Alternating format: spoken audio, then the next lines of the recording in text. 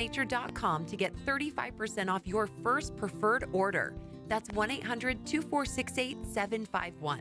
Go to balanceofnature.com or call 1-800-2468-751 and get this special offer by using discount code CHICAGO.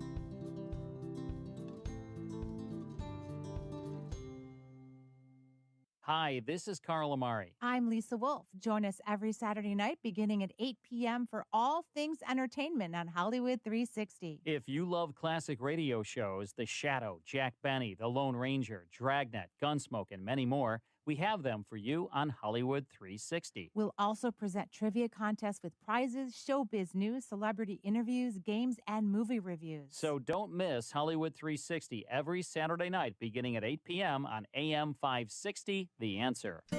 We know that sometimes it might be difficult to hear AM 560, like when you drive under that bridge, or you get too close to power lines, or when you're surrounded by gigantic concrete and steel buildings. Which is why we've made it easy to listen to us whenever you want, wherever you might be. We're always streaming at 560theanswer.com and on the AM 560 mobile app. You can also get us on your Alexa-powered smart speaker. And we're on TuneIn, iHeart, and Radio.com. You can listen wherever and whenever to AM 560, The Answer. Breaking news, that's what the Center Square does best. The stories other media outlets refuse to report, the Center Square's breaking them all the time. Stories about government waste and political spending, stories about partisan agendas that hijack your tax dollars. The Center Square has it all covered and delivers the biggest news to your inbox as it happens. Sign up now for your state Center Square newsletters at thecentersquare.com. That's thecentersquare.com. A great smile can make you feel happy and confident. So when you consciously conserve your teeth, that glowing smile will show through. At Best Dental Group, Doctors Economos, Guevalis, and their staff are ready to help you create that perfect look or maintain the one you have now. Along with general dentistry, Best Dental Group is a multidisciplined practice with an orthodontist, periodontist, and prosthetic specialists on site. They use the newest breakthroughs in dental technology, such as titanium implants, Invisalign clear braces, and laser treatments. Don't let fear get in the way. They can recommend sedation to make your experience as comfortable as possible. Best Dental Group is located in historic downtown Bartlett and is a multilingual office. Call 630-830-4930. That's 630-830-4930. Or visit bestdental.org. Best Dental Group, sharing your conservative values and helping you to conserve your teeth. When your home or business has an insurance claim, the next step is very important. The claim process with insurance can be tedious, hard to understand, and difficult to navigate. You need someone working for you. You need a licensed claim adjuster. Why? The insurance company will send out their inspectors that work for them, get paid by them, and represent them, not you. This is Dan Lights from Crosscom. We inspect your property, file your claim, negotiate the damages, and maximize your settlement with your insurance company. If we complete the repairs approved by your insurance company, our service is free. Crosscom Public Adjusters has turned denied claims into approved claims. We've also increased insurance claims anywhere from 23 to 1,000%. We are licensed by the Department of Insurance and work in Illinois, Northwest Indiana, and Southern Wisconsin. Crosscom Public Adjusters, 630-871-5500. Online at crosscominc.com. That's crosscominc.com. Crosscom, building trust for over 20 years. Signature Bank is Chicago's fastest growing independently owned business bank. It's a bank where relationships still matter. Signature Bank knows your name and your story. I'm Dan Proft, and I know this because Signature Bank is my business bank. I'm Mick McDonald, co-founder of Configure One, a global leader in configure, price, and quote software for manufacturers, and a new customer of Signature Bank. Configure One recently came to Signature Bank for a loan under the Paycheck Protection Program after our previous business bank of 20 years left us out in the cold. When I called Signature, I worked directly with one of the founders of the bank, who assured me that my application would be submitted immediately. 1 week later, my loan was approved and funded, and I moved my entire banking relationship to Signature. Signature Bank is incredibly responsive, fully transparent, and a great partner for my business. Signature Bank is looking for their next success story. To learn more about turning your business vision into reality, visit signaturebank.bank. Signature Bank, helping local businesses succeed. Member FDIC, Equal Housing Lender. Cable news. Noisy, out of touch, on repeat. Tired of all the lookalikes? So are we. Salem News Channel is here to change the game. Streaming 24/7, free on your TV with the greatest collection of conservative voices. Home to Dinesh D'Souza, Andrew Wilkow, Brandon Tatum, and more. Like you, we say what's wrong and what's right. Unfiltered and unapologetic. Salem News Channel. We're the answer to the mainstream media. Learn more at snc.tv. Portions of the following show may be pre-recorded. Listen to AM 560 The Answer online at 560theanswer.com, on the AM 560 mobile app, on your Alexa-powered smart speaker, and on TuneIn, iHeart, and on Odyssey. Now, from the Signature Bank Studios, this is Chicago's Morning Answer with Dan Proft and Amy Jacobson on AM 560 The Answer.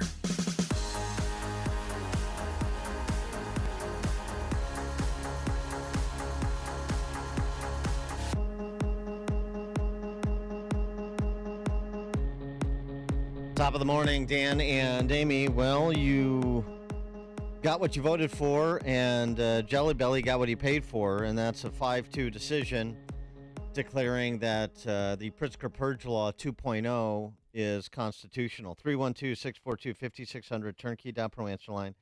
64636DA, turnkey.pro text line. It makes Illinois the first state to eliminate cash bail in toto, and to do so without having to go through the pesky business of amending the state constitution. No need for that, said 5 Democrats who exercise supermajority control on the 7-member Illinois State Supreme Court. And the fact that 2 of those newest court members, Dan, received substantial campaign contributions from Governor Pritzker to the tune of, what, $1 million each? Yeah, that would be Rochford and O'Brien. Mm-hmm. And so, again, congratulations, suburbanites and exurbanites who elevated those 2 ladies to the state Supreme Court.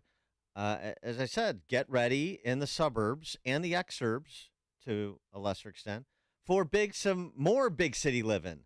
Well, it's exciting. That raises serious concern about impartiality if the governor is paying for them to win their seats, which he got. He got what he wanted. Kim Foxx yesterday tried to spin this as something, this is going to be good, not only for Cook County, Dan, but for the state of Illinois. The reality of this is simple, is that people who are charged with violent offenses should not be able to pay their way out of jail, and people who are charged with nonviolent offenses who aren't a threat to the public shouldn't be criminalized for being poor. They still think that this is about, well, obviously they pass it because, if a rich man murders his wife and the bail is set at, or bond is set at $10,000 or $100,000, he could post bond. But a poor black man can't. Lieutenant Governor Juliana Stratton tweeted out, in 2019, I visited the Lake County Jail to listen to men being detained pre-trial. I kid you not, one was there because he had stolen laundry detergent and couldn't afford bail of a few $100s. Cash bail criminalizes poverty. In Illinois, we say no more. This is their spin. I call bull jive on that. I want to be provided a case citation or the defendant's name. That doesn't happen. This is, again, people who listen to this show paid attention at all during the gubernatorial campaign last year. This is what Jelly Belly was saying during the campaign as a way to deflect away from the real implications of the legislation, the real consequences that were being described by actual prosecutors, like the 2 who led this contingent that brought the case in Kankakee County that ultimately made its way to the state Supreme Court. That would be Jim Glasgow in Will County and Jim Rowe in Kankakee County. The real concerns, in order to not have to address the real concerns, it was women in county jails because they couldn't afford to bail out after stealing diapers for their toddlers. It's a lie. They just make it up. That is not happening, number one. And number two, that has nothing to do with the opposition to this legislation. 1.0 and even 2.0 after they amended it. There's no problem with 1.0. Kim Foxx, Eric Reinhardt in Lake County, those 2 supported 1.0. Governor Pritzker signed 1.0. And when he signed 1.0, he said this. This legislation marks a substantial step toward dismantling the systemic racism that plagues our communities, our state, and our nation, and brings us closer to true safety, true fairness, and true justice. Uh-huh. Well, and if you opposed it, you were a racist. Mhm. And then after the election last year, they moved to amend it because of the pressure they were feeling, even from the dullards who count themselves as supporters of the Jelly Bellies and the Chris Welches of the world. Well, 100 county state's attorneys were against it. Only 2 were for it. So that's why they amended it. But this is not a safer, stronger Chicago. I don't mind that the person that stole something, whether it be $20 or $2,000, is behind bars because you're going to let them out and they're going to steal again. But here's the thing. They are not going to have to show up for their court dates because they didn't post a cash bond. So if you post bond and then you go to court, you get that money back. There's no incentive to go to court. It's just like the illegals who cross over into our country and they have court dates that are set. 42%, they don't even show up for their court dates. There are other problems with this, too. Even if you are able to get a judge to hold somebody accused of a violent offense, perhaps not the first for perhaps not the first time, even if you're able to get a judge to hold them over for trial, you also have the clocks that are on prosecutors and the pressure that is on judges under this law to move these things along at a pace that prosecutors, like we talked to, Jim Glasgow, Eric Weiss. By the way, we're going to talk to Eric Weiss from Kendall County a little bit later in the show, 7 o'clock, about this, that they're not going to be prepared for trial.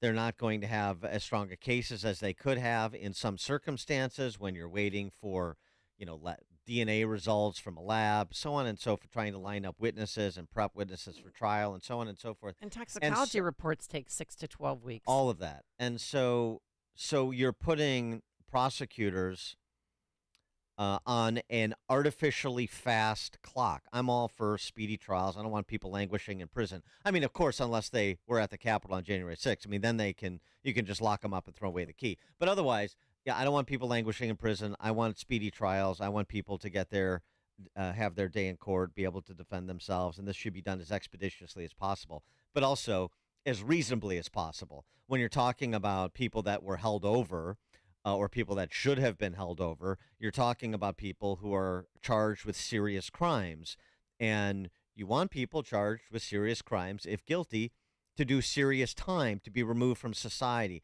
That is not the concern of the proponents of the purge law. That is not their concern. Their concern is to play identitarian politics, which you just heard from Pritzker, which you just heard from Kim Foxx. That is their preeminent concern, and everything is subordinated to that. They want to grow their base. Including your safety. Make no mistake about it. We can talk about the constitutionality and the constitutional arguments, and I'm fine to have that dry discussion if you want. But this is ultimately about your individual public safety and the criminal justice system.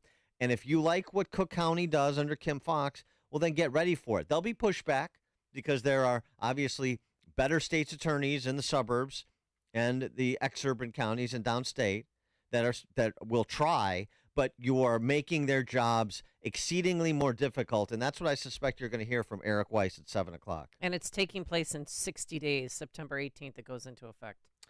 James in Wooddale, you're on Chicago's Morning Answer. How many Cook County guards and all that are going to be released from their job now since they won't need them? Or are they just patronage jobs? Thanks for the call, James. I had a friend who was at Division I last week, and they said there's hardly any inmates there. And that's where the violent criminals or violent offenders are housed. Well, he said it's just very strange. He said, I just can't believe that's an attempted murder. Raping women, that people are out on electronic monitoring. Well, there's so really not, what's there's changed not gonna, in Cook County? Well, nothing's changed in Cook County, but there, other than these clocks that the prosecutors are on, because there are some actual professional prosecutors under Kim Foxx. But with respect to, the jails are not going to be opened up and everybody released tomorrow, and it's not going to be retroactive, I don't believe. Again, we'll cover that with Eric Weiss in more detail. But remember, this has been going on for some time. Charles Thomas makes this point all the time. He remembers when Tony Preckwinkle was first running for Cook County Board President, And the thrust of her campaign was to reduce the inmate population at Cook County Jail. Yep. Not there's no because there are people in there who shouldn't be in there, because people shouldn't be held over for trial for certain crimes. There was never anything specific. It was just we need to get the numbers down by for any reason, by any means.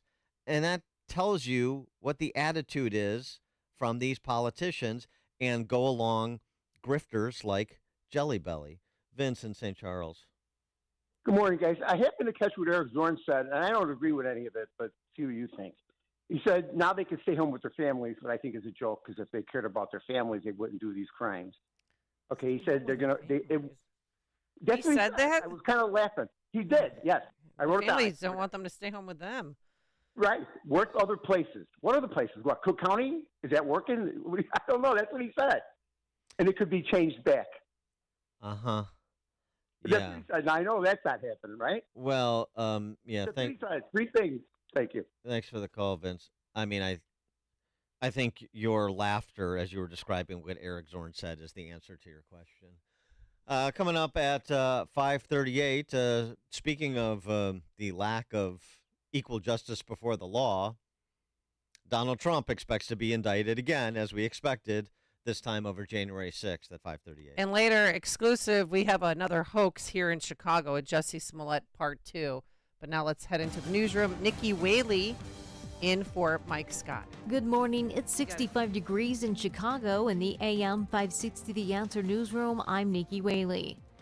Florida's Attorney General is blasting a letter sent by California Governor Gavin Newsom asking the Department of Justice to investigate Governor Ron DeSantis' migrant flights. Attorney General Ashley Moody laid out her response.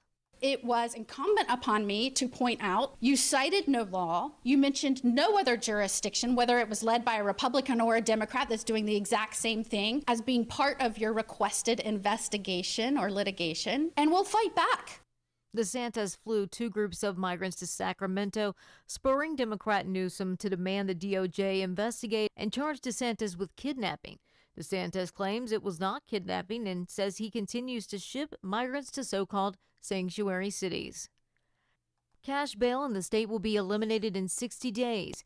The Illinois Supreme Court upheld the constitutionality of a state law that would end cash bail. The decision overturns a December opinion that put the law on hold. Critics say the move will leave residents less safe as suspects will be back on the streets after an arrest. Proponents say that the cash bail has a disproportionate impact on people of color. News is a service of MyPillow. Big news, the MyPillow employees want to thank you by giving you the lowest price in history on their MyPillows. Queen-size MyPillows, regular price is $69.98, now only $19.98 with promo code Amy. Visit MyPillow.com and use promo code Amy. A check of the roads coming up in 2 minutes on AM 560 The Answer. The Charlie Kirk Show. What information did Trump even share with the reporter? He seems to have literally just briefly flashed some papers. The reporter didn't even get a copy. They didn't get to read it. The big picture fact is that it's ludicrous to menace President Trump with 100 years in prison over this garbage. And that's what it is. This is garbage. The Charlie Kirk Show. Afternoons at 1, right before Sebastian Gorka at 3 on AM 560. The Answer.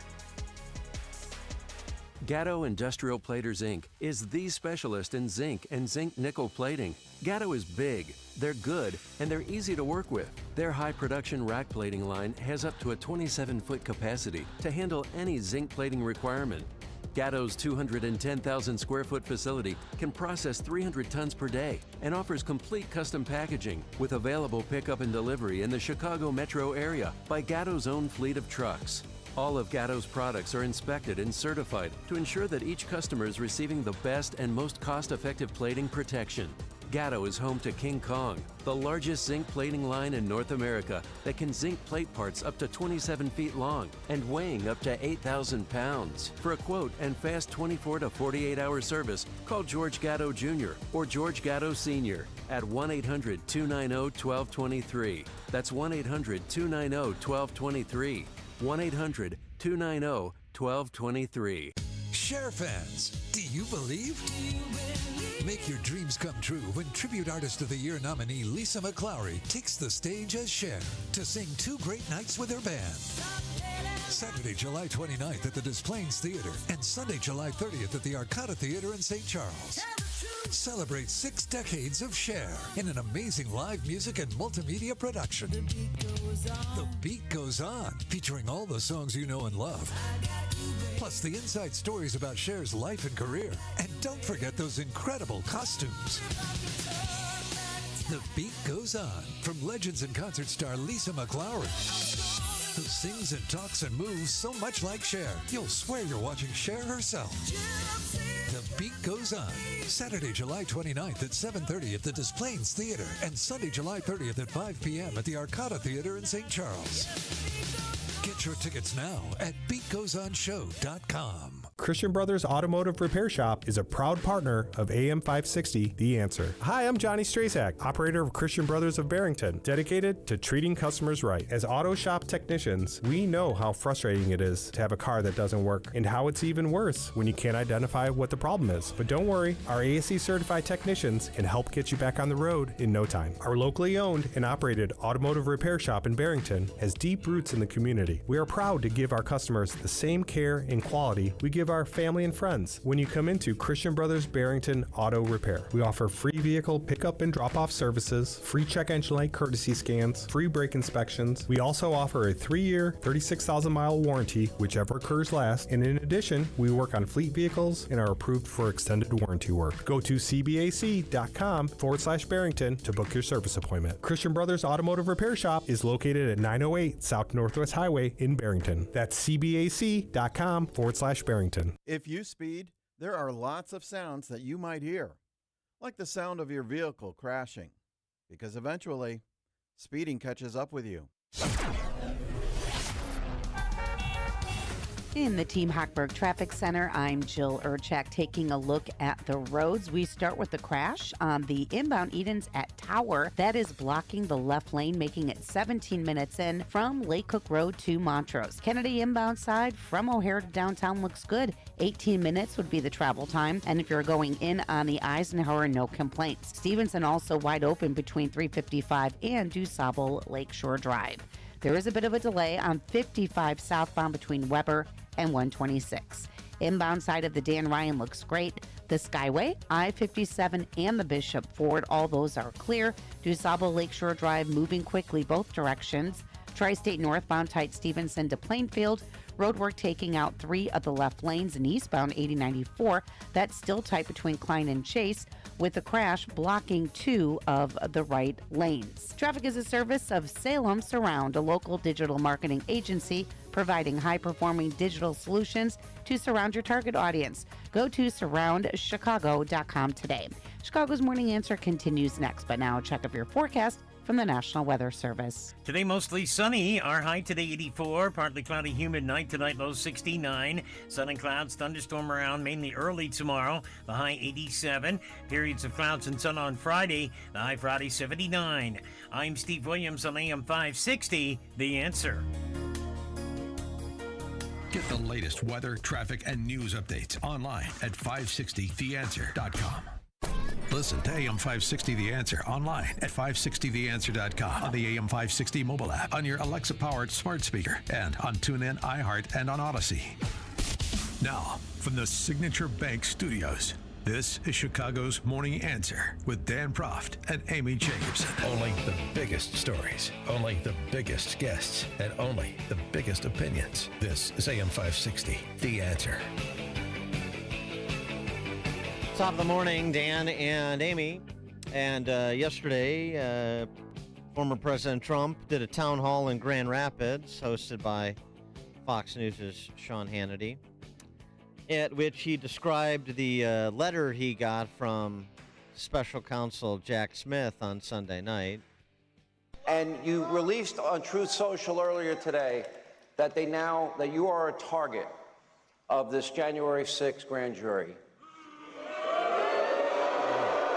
My first question to you is, response from the crowd. It doesn't seem to bother you like I think it would bother so many other people. What is it about you that it doesn't? No, it bothers me. It bothers me for everybody in this incredible sold-out audience, and it bothers you. I got the letter on Sunday night. Think of it. I don't think they've ever sent a letter on Sunday night. And they're in a rush because they want to interfere. It's interference with the election. It's election interference. Never been done like this in the history of our country, and it's a disgrace. What's happening to our country, whether it's the borders or the elections or kinds of things like this, where the DOJ has become a weapon for the Democrats, an absolute weapon. And it seems that every time my polls, we're leading by a lot. And we're leading by a lot in a place called Iowa, a lot. And not only with the Republicans, but we're leading against Biden by a tremendous amount. They haven't seen anything like it. And they feel, I guess, they want to try and demean and diminish and frighten people, but they don't frighten us because we're going to make America great again. That's all there is. We're going to make Are you viewing this indictment any differently than the previous two indictments or the prospective fourth indictment out of Fulton County, Georgia we're still waiting for?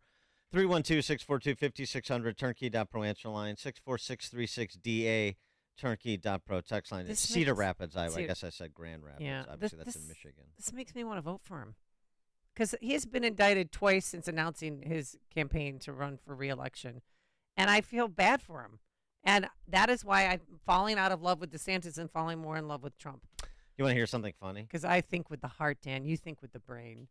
Yes, That's how this right. relationship Yeah, you works. just, you're head over heels. Like, yeah. This poor guy. I mean, enough you is love enough. being in love. I mean, yeah. we'll never see this in our lifetime, guys. This is never going to happen again. Well, he's Ever. piling up a lot of indictments. You thought You one think? indictment of a former president would be precedential, in addition to being presidential. And No. you're on the cusp of three with an eye towards a fourth. It's something. It's something funny in terms of the reaction, and this just feeds the reaction you heard from that audience in Cedar Rapids. On the announcement of this letter from Jack Smith. Boo! Right? Mm-hmm. Interesting reaction. John King at CNN. Oh. Dana Bash's former husband, yes. Oh, is that right? Yeah. I didn't they know have a kid that. together, a 12-year-old boy. Oh, that's wonderful. Well, they were side by side on this Uh-oh. breaking news panel of 42 hacks were, talking about protecting our democracy and the coup attempt and so on and so forth. John King, because CNN had a camera crew following Jack Smith around. Of course they did. Same camera crew that was there at the ready when SEAL Team 6 arrived to take Roger Stone into custody. And they caught Jack Smith grabbing a sandwich. Yeah, I saw that. Yeah. And listen to John King's description of those images, those indelible images of Special Counsel Jack Smith walking out of a subway. Jack Smith going to Subway today is a message to Donald Trump. Donald Trump tries to intimidate people. He tries to bully people. He tries to scare you away. That was Jack Smith with no words and a simple $5 sub in his hand saying, I'm here, I'm not going anywhere. Yeah, the imagery was intentional and spoke volumes. What? That's a mess. Because he went to Subway and no sub is $5. Try 10. Jack Smith had a foot-long tuna sandwich sending a message to Donald Trump. I am not going anywhere. I'm staying right here. I'm going to eat this tuna sandwich with the chips and a large drink, and there's nothing you can do about it.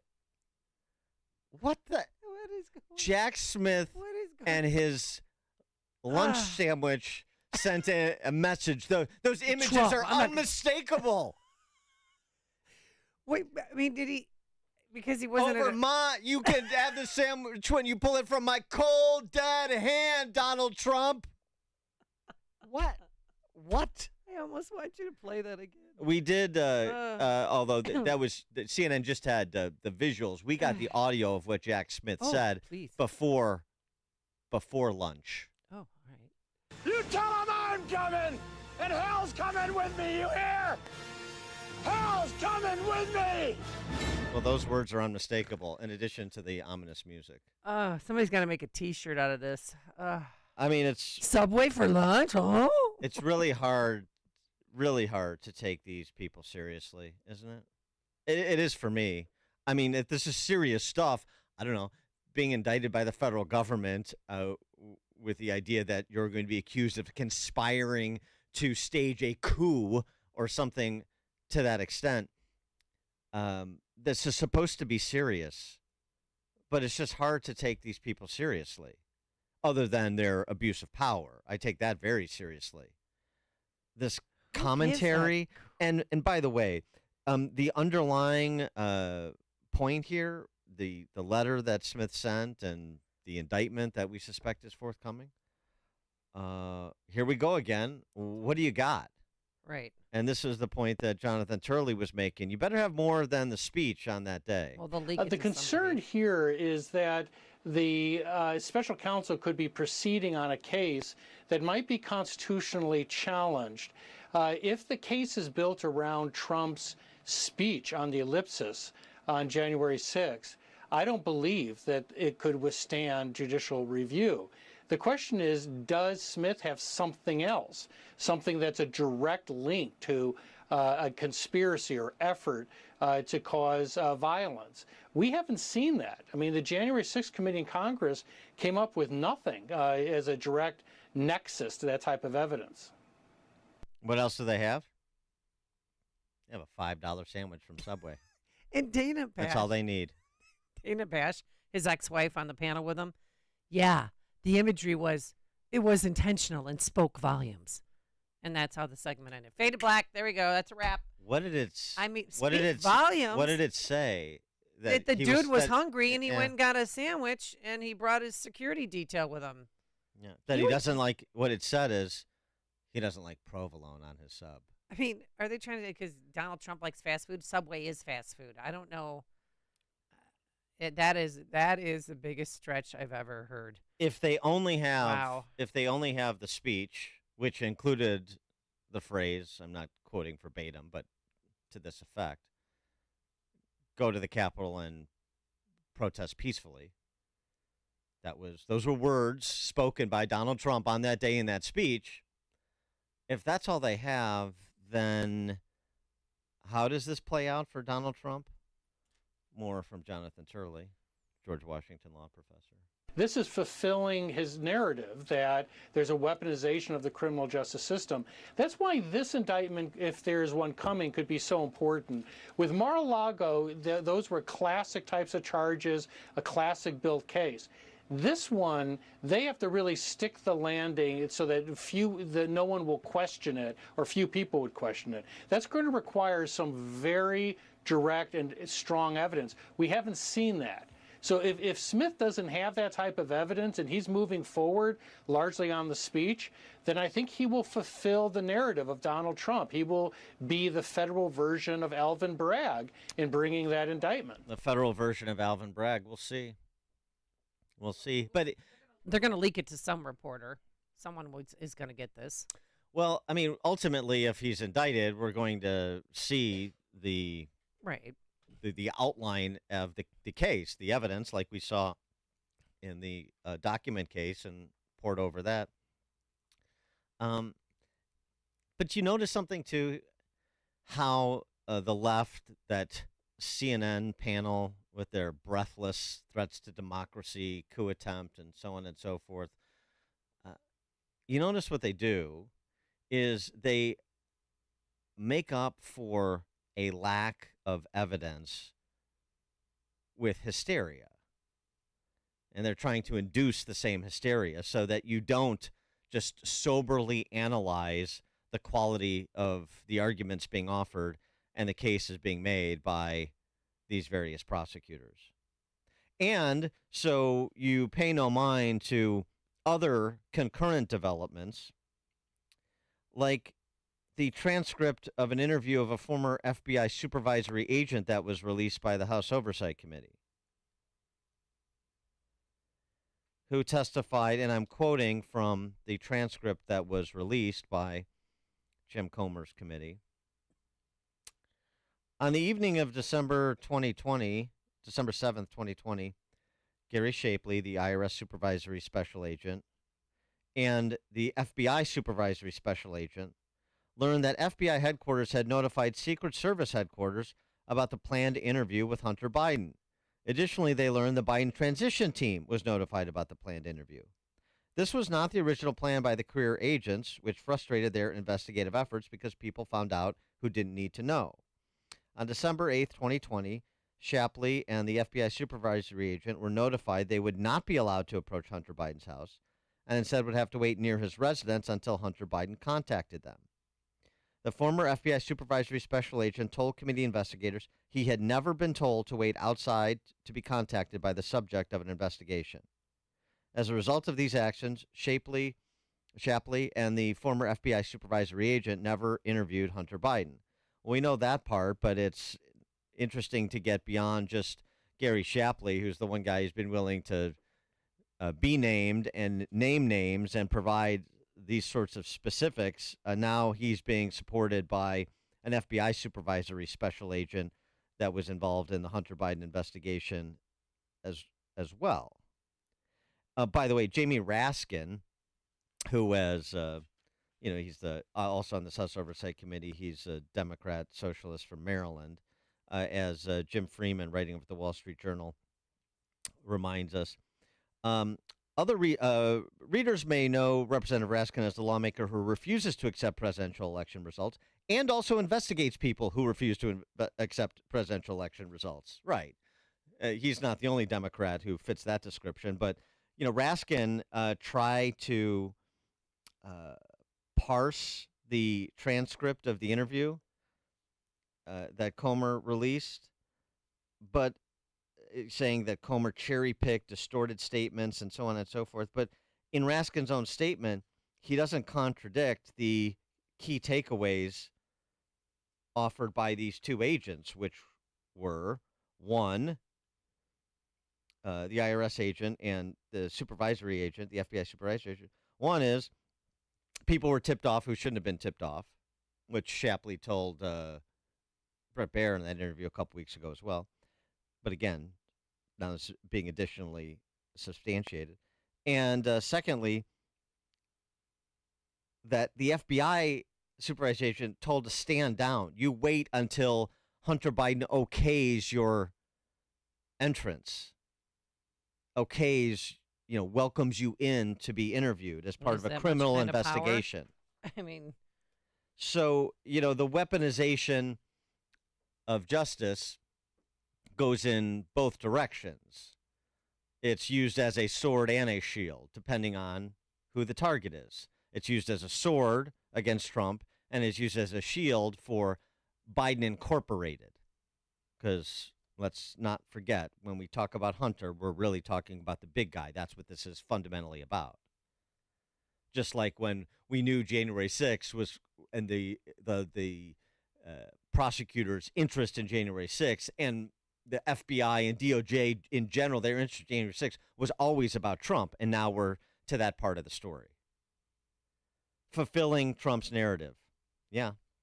It seems to me that's what the feds are doing at this juncture. We'll see. We'll see when the indictment's handed down. It's what Chicago is talking about. It's Chicago's Morning Answer with Dan and Amy on AM 560. The Answer. It's summertime, and you want to keep the shop, warehouse, and other doors open for ventilation. Air circulation improves the well-being of your employees and customers, but open doors can let in the uninvited, like strangers, birds, rodents, and bugs. Industrial Door Company of Chicago, Inc. can help solve the problem with a full line of commercial screen door products designed with these specific problems in mind. Call Industrial Door Company of Chicago, Inc. now. Also, regular scheduled maintenance is the key, and Industrial Door Company of Chicago, Inc. has multiple levels of maintenance programs for your company's needs and budget. They'll ensure your doors, grills, gates, and dock equipment are working to specification to increase the useful life of your doors. Visit their website to see a range of products and services at industrialdoor.com. Call anytime, 847-258-5620. Their team will be there to assist in designing a solution that works best for you. Since 1982, the Industrial Door Company of Chicago, Inc. takes care of your doors so you can take care of business. Hi, this is Steve. I'm in Italy, away from my business. But I'm not worried about the office or my absence from it. I'm confident because I've got Turnkey on my side. They've helped me solve several problems for my business, so I can finally relax for a bit while I let the business work. Not only did Turnkey help with my IT problems, their expert team gave me a custom consultation that found additional profit centers in my company. They've helped me focus on a new direction for my business. It's not easy to relax when you own a business, but with our partnership with Turnkey, I feel confident, resolved, and ready to deliver. Now, I'm going to relax, have a Peroni, and depend on the direction Turnkey has helped me embrace. They can help your business too. Visit turnkey.pro to start a conversation today. That's turnkey.pro. The pros at Turnkey share your values. They know IT and they know small business. They're Chicagoland's small business champions. Visit turnkey.pro to book your appointment today. That's turnkey.pro. Did you know most vitamin supplements have a warning label on the back? That's because without the synergy of thousands of nutrients working together that are found naturally in whole fruits and vegetables, vitamins are not balanced. This is why Balance of Nature only uses whole fruits and vegetables, no isolates or synthetic vitamins of any kind. We take a variety of 31 of the highest quality fruits and vegetables and remove the water without changing the rich chemistry. It's then ground to a powder, blended to perfection, and encapsulated, preserving the nutrients and making it easy to get the fruits and vegetables you need. So even though Balance of Nature comes in a capsule and looks like a vitamin, it's very different. Go to balanceofnature.com and for a limited time this summer, get a free fruit and veggies travel set plus $25 off your first order as a preferred customer when you use discount code CHICAGO. Well, they dropped it down the stairs and then they tumbled off their truck. But when they fell out in the street, I knew I was out of luck. I got the crash, bang, boom. Should have had it in the Starcase Blue. Yeah. If you don't want to lose it, put yours in the Starcase too. Yes, Starcase has designed custom reusable shipping cases for everything from irreplaceable trophies to mission-critical scientific equipment. Cases that can take the crash, bang, boom waiting for it when it leaves your dock. Let us build you a case specially designed to protect your stuff. Go to starcase.com or call 800-822-STAR. That's 800-822-7827. AM 560, The Answer. It's time for Animal Stories with Uncle Dan and Little Amy.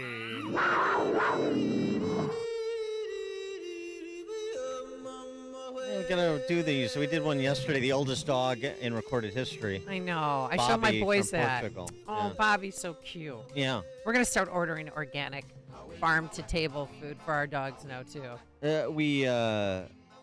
Today we talk about a dog with perhaps the most fortitude of any dog that's ever existed. We're talking about Bella and her owner, Tim Shattuck, the castaway. They were lost at sea for 2 months? 3 months. And then a Mexican fishing crew spotted them and helped them. But they drank rainwater and they ate raw fish. That's how they survived. Yeah, here's the story of Tim Shattuck and his dog Bella at sea. Hey, can I get your name, please? Tim Shattuck. Okay, where are you from? I'm from Australia. He looks a little bit worse for wear, but he's alive. Sydney man Tim Shattuck and his dog Bella, safe. I just got fishing gear, survival gear. A tuna trawler stumbling across the catamaran in the middle of the Pacific Ocean by sheer luck. And once on board, Timothy Shattuck began sharing a truly remarkable tale of survival at sea. Been through a very difficult ordeal at sea, and I'm just needing rest and good food because I've been alone at sea a long time. His grown-out beard and obvious weight loss paint only the beginning of this story. I have not had enough food for a long time. Timothy departed La Paz in Mexico 3 months ago, bound for French Polynesia. 1 month in, bad weather struck down his catamaran, wiping out all electronics on board. For 2 months, Tim and his dog Bella survived on rainwater and raw fish. Until 2 days ago, by chance, a tuna trawler's helicopter spotted Tim's catamaran from the air and sent the ship to his rescue. I'm impressed, though, that he was able to keep the dog alive and he didn't have to go like full, Andy's Mountain soccer team on Bella. Oh, he would never eat his dog. That's why we're doing this story, because you thought he was going to eat the dog. I thought that's where it was You're going. So gross. I thought it's so. Seen too many movies. Yeah. All right. Thank you. But everybody looks like Tom Hanks when they're at sea for 2 to 3 months. Even Bella. All right. It's 6 a.m. WIND Chicago. They're in a rush to take him down. I'm Dave Anthony, Fox News. That's what former President Trump claims as he faces another potential indictment, telling a Fox's Hannity town hall in Iowa. They want to interfere. It's interference with the election. It's election interference. Never been done like this in the history of our country, and it's a disgrace. Former President Trump says he's been notified that, yes, he is, in fact, a target of an investigation by a Washington, D.C.-based grand jury examining the January 6th riot at the Capitol and efforts to overturn the 2020 election. Well, that's Fox's Kevin Corke. At the first hearing in the classified documents case after the Trump not guilty plea last month, the federal judge signaled a December target date for a trial may not be feasible. In another Trump-related case, Fox's Gernal Scott reports. Michigan Attorney General Dana Nessel, a Democrat, announced charges against 16 people who attempted to overturn the 2020 presidential election result by passing themselves off as Michigan electors for former President Donald Trump, who lost Michigan. Israel's President Isaac Herzog will give a speech to Congress the day after meeting with President Biden, who pledged U.S. support. This is a friendship I believe is just simply unbreakable. But several House Democrats plan to boycott Herzog's address days after Congresswoman Pramila Jayapal called Israel racist.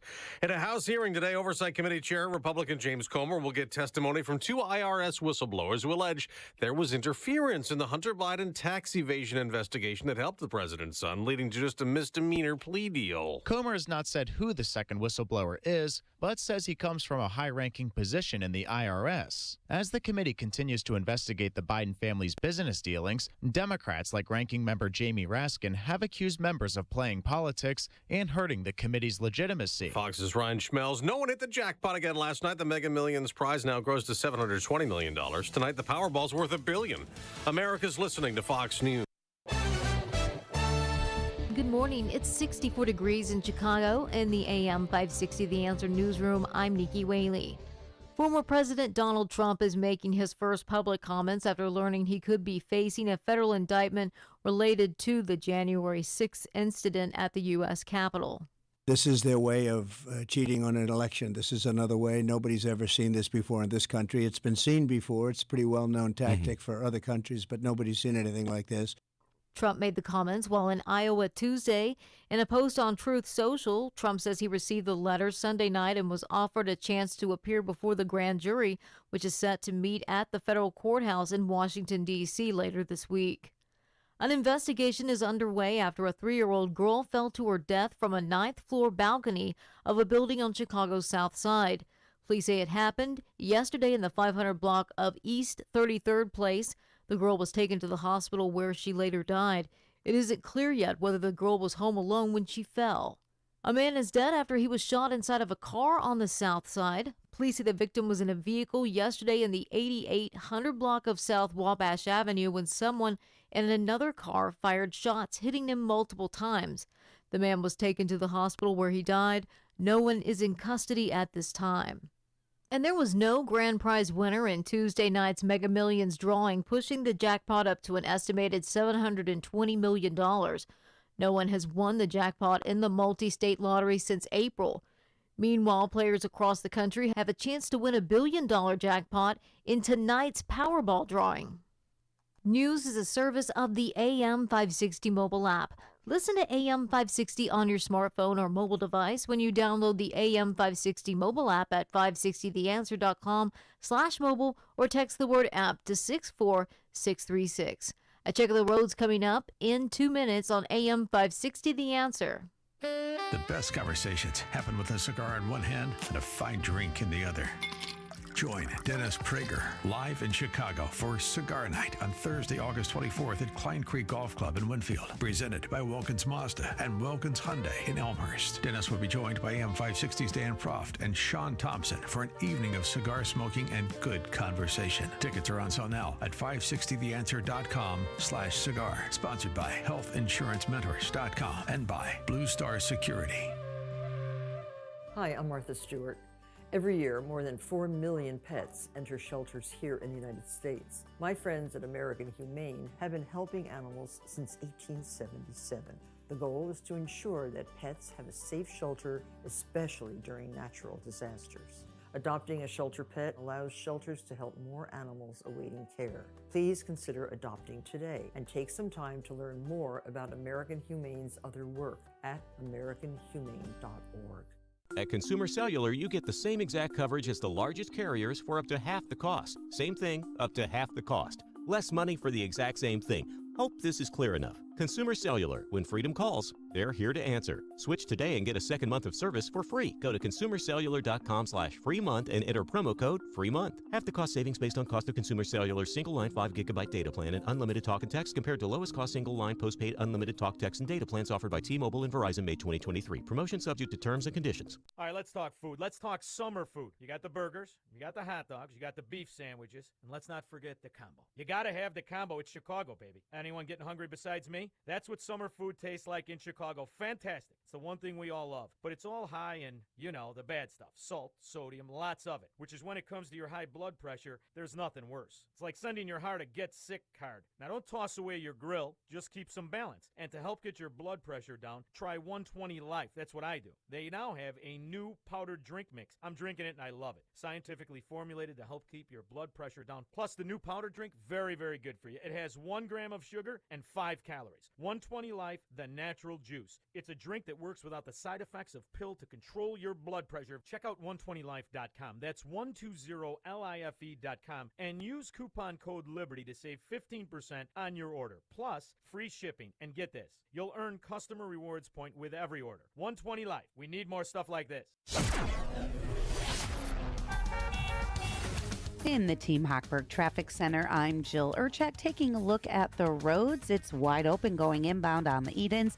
The Kennedy, a 30-minute trip in from O'Hare to the Jane Byrne interchange. Pretty tight there from Maple to Montrose. Eisenhower, 30 minutes, 390 into the post office. Outbound looks good.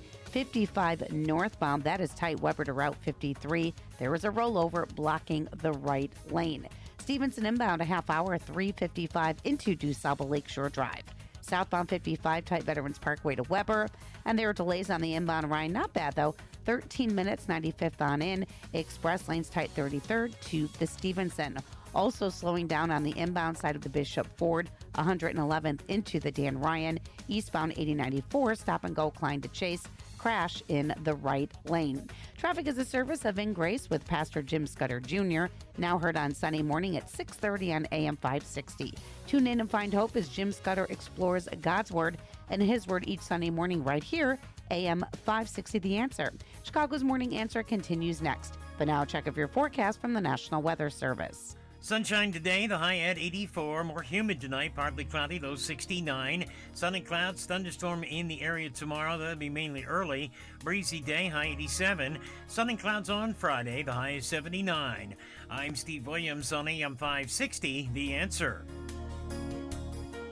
Get the latest weather, traffic, and news updates online at 560theanswer.com. Listen to AM 560 The Answer online at 560theanswer.com, on the AM 560 mobile app, on your Alexa-powered smart speaker, and on TuneIn, iHeart, and on Odyssey. Now, from the Signature Bank Studios, this is Chicago's Morning Answer with Dan Proft and Amy Jacobson on AM 560 The Answer.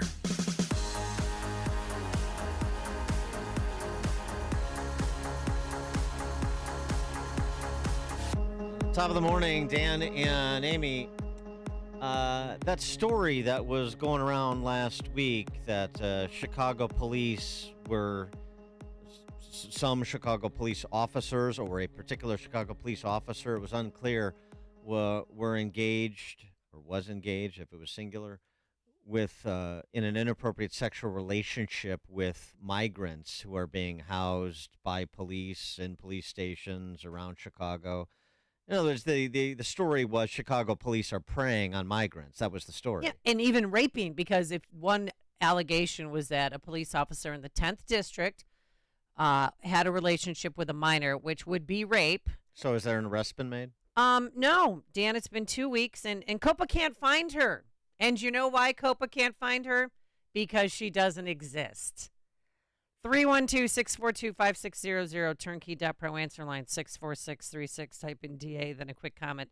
The COPA, Civilian Office of Police Accountability, had a press conference to update people because this made national news.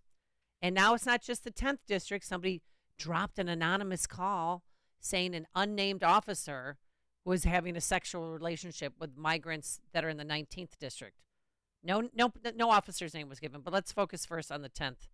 So the phone call was made July 6th, and Andrea Christian came out to talk about this 2 weeks in, and what do we have? To be very clear, we have not yet identified any individual migrant claiming to either have direct knowledge of or be the victim of any form of sexual misconduct by a member of the Chicago Police Department. And I have not one but two sources that have told me COPA is lying. This was a person who called, a jilted lover who made a phone call July 6th saying that a police officer, and she named his name, we're not going to do that, was having a sexual relationship with a minor and got her pregnant. There are no pregnant minors. They've gone to 14 different shelters. They've interviewed everybody. This person does not exist because this is a hoax. So why not come clean? Why not say what this really is? I will say it was information that came via fellow city employees. Yeah, so it was a rumor that ran rampantly, but the phone call was made July 6th. So why not come clean and just say the person who made the accusation was not a reliable source? Right. So this was alleged to happen in the police station in North Lawndale. Mm-hmm. Then asylum seekers were cleared out of that police station. Yep. And as you heard Andrea Kirsten say, the allegation involved a specific officer, so they know who was being accused. They know what the accusation is, and if what you're saying is true, they're hedging by saying we haven't identified a victim at this point. We can't substantiate the claim, so that's not what we're taking. That's why we're not taking any disciplinary action or pushing for disciplinary action. But they're portraying it as open-ended, like we're still investigating this, when you're saying that this is all phony and they should say there was a false allegation that was made for reasons that, for personal reasons that have no basis in reality. And the woman who made that phone call should be arrested for filing a false police report. At the very least, because you can't get away with, but they're not doing that because they don't want to blow this out of proportion. We're in the middle of trying to find a superintendent. We're in the middle, Bally's Casinos opens, next week. But this was just another black eye for Chicago because it made national news. And no one's ever going to hear about this. This isn't going to make national news that this was a possible hoax. Well, then, and they know it was, and they're not coming clean, COPA, and just saying the truth, telling the truth. Well, here we have another instance. I mean, it's a daily occurrence, so it's almost prosaic at this point. But the irresponsibility of the media here. Why would you report the allegation? There's the rush to report the allegation because you want to believe it's true, because you want to do stories that cast police officers in a bad light, because that's their attitude. And so they rush with the allegation before checking it out, before it's substantiated. And now, as you say, it goes around the world, and this statements made yesterday are going to be received with a whimper. They're going to essentially be forgotten quickly, but people will know that story. Oh, for people were talking about it, because it happened over 4th of July weekend, and there wasn't a lot of news, but this led every newscast, and then boom, 2 days later, Fox News had it on, CNN had it on, Yeah, no. And how do you walk this back? But this just shows the irresponsibility of our government and our reporting process. Because then, last week, another allegation of sexual misconduct coming to light, this time from the town hall. But I found out through my source that no officer was named in the voicemail that was left. And there was no victim named. Well, same with the 10th district. There was no name of or description of the girl. maybe Ben Crump, since he's coming to town to gather up all the former Northwestern football players who were traumatized by their by their time at under Pat Fitzgerald. Maybe he can figure out a way to do some class action lawsuit against the city for all the migrants who may or may not at some indeterminate point in the future become victims of sexual assault at the hands of Chicago police. I don't know. Some novel legal theory to play jackpot justice. Sort of, the same responsibility level that the media exhibits. 312-642-5600, turnkey.pro answer line. We'd love to hear from law enforcement on this one. But the officer who was named in this anonymous tipster line that's destroying careers. Well, he wasn't named publicly. No, but to COPA. So now he's on desk duty. He's been stripped of his police powers. And I've heard by all accounts he's an excellent officer who should be out on the streets, an officer that we need out on the streets. Well, if what you're saying is true, then obviously one of the reasons they should close the case is because he shouldn't be on desk duty. He's on desk duty, per protocol, because there's a case under investigation, but apparently it shouldn't be under investigation. Therefore, he shouldn't be on desk duty, and they should clear him if they have no basis to move forward with an investigation. Seems pretty straightforward to me. Then why don't they do it? Well, that's the thing. Turning over every stone, I'm sure they would say. They have 15 investigators working on it. Mm-hmm. Speaking of these things and media responsibility, have we gotten any updates on what happened at Willowbrook with that mass shooting? Oh. Where that doting father, Reginald Meadows, was killed and 20 people were shot. 23 people, and there are almost 100 shell casings. Do we have any update from law enforcement there? Sheriff Mendrick? DuPage County Sheriff Mendrick? They just want it to go away. DuPage County Sheriff Mendrick? Anyone? Bueller? Mendrick? And the media reporting on that? Reginald Meadows, doting father.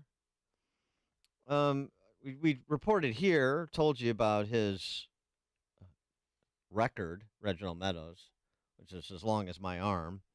A lot of crime in the suburbs at the hands of Reginald Meadows. Got a copy of police report from the Downers Grove Police Department. Oh, good. The Chicago Press Corps could do this, but, don't want to speak ill of the dead. And this isn't speaking ill of dead, it's providing context in a case where 23 people were shot and he was killed and what was going on that evening and what was law enforcement doing or not doing on that evening. A party promoter is the one that planned that in the strip mall and apparently charged people to go there. We don't get answers. I guess we don't really want answers. We don't care about answers. They just want it to shut down and go away and don't gather here on the weekends anymore. This is the time that Mr. Meadows was charged with aggravated home invasion. Some of this is redacted, but this is the story. This is the incident report, Downers Grove Police. After a very short verbal exchange with someone in the home and Mr. Meadows, who wasn't in the home, Mr. Meadows suddenly started attacking physically by pushing him and punching him in the face. He was there with somebody else. Mr. Meadows repeatedly pushed and punched in his face area. This was after he drew a gun, what appeared to be a gun. The guy said, that looks like a fake gun. He put the gun away, but he didn't go away. The physical altercation only lasted briefly. This was going on in the kitchen area. This happened after Meadows and this other guy pushed their way into this house that was not theirs. Another person came downstairs because she heard voices in the kitchen area of her house. She observed the two people and I guess the guy who was in the house as arguing. Mr. Meadows started pushing and punching. As she entered the kitchen area, did not seem to care that she was there, continued their verbal and physical assault on the other guy. Oh, my God. Then Meadows and the second person left out of the house on foot through the back door where they had come in, and so on and so forth.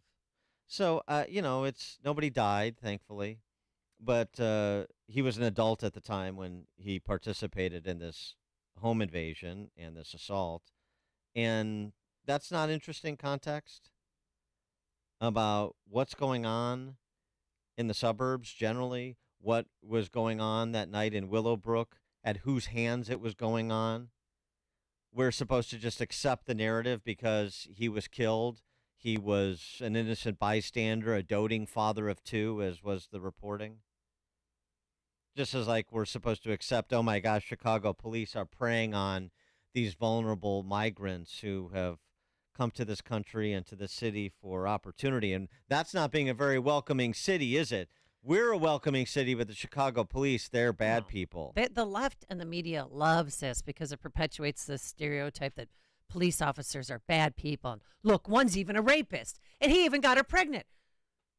But good, get an abortion in Illinois. Our tax dollars are pay for it, Yeah, It was all a hoax. It was just a vengeful lover. Yeah. That was, Okay. whatever. Right. The issue is Where's the our lack follow-up? of curiosity. I'm talking about Illinois residents. Our lack of curiosity and our lack of skepticism and our lack of follow-up and follow-through. We just wave flags. That's what we've been taught to do.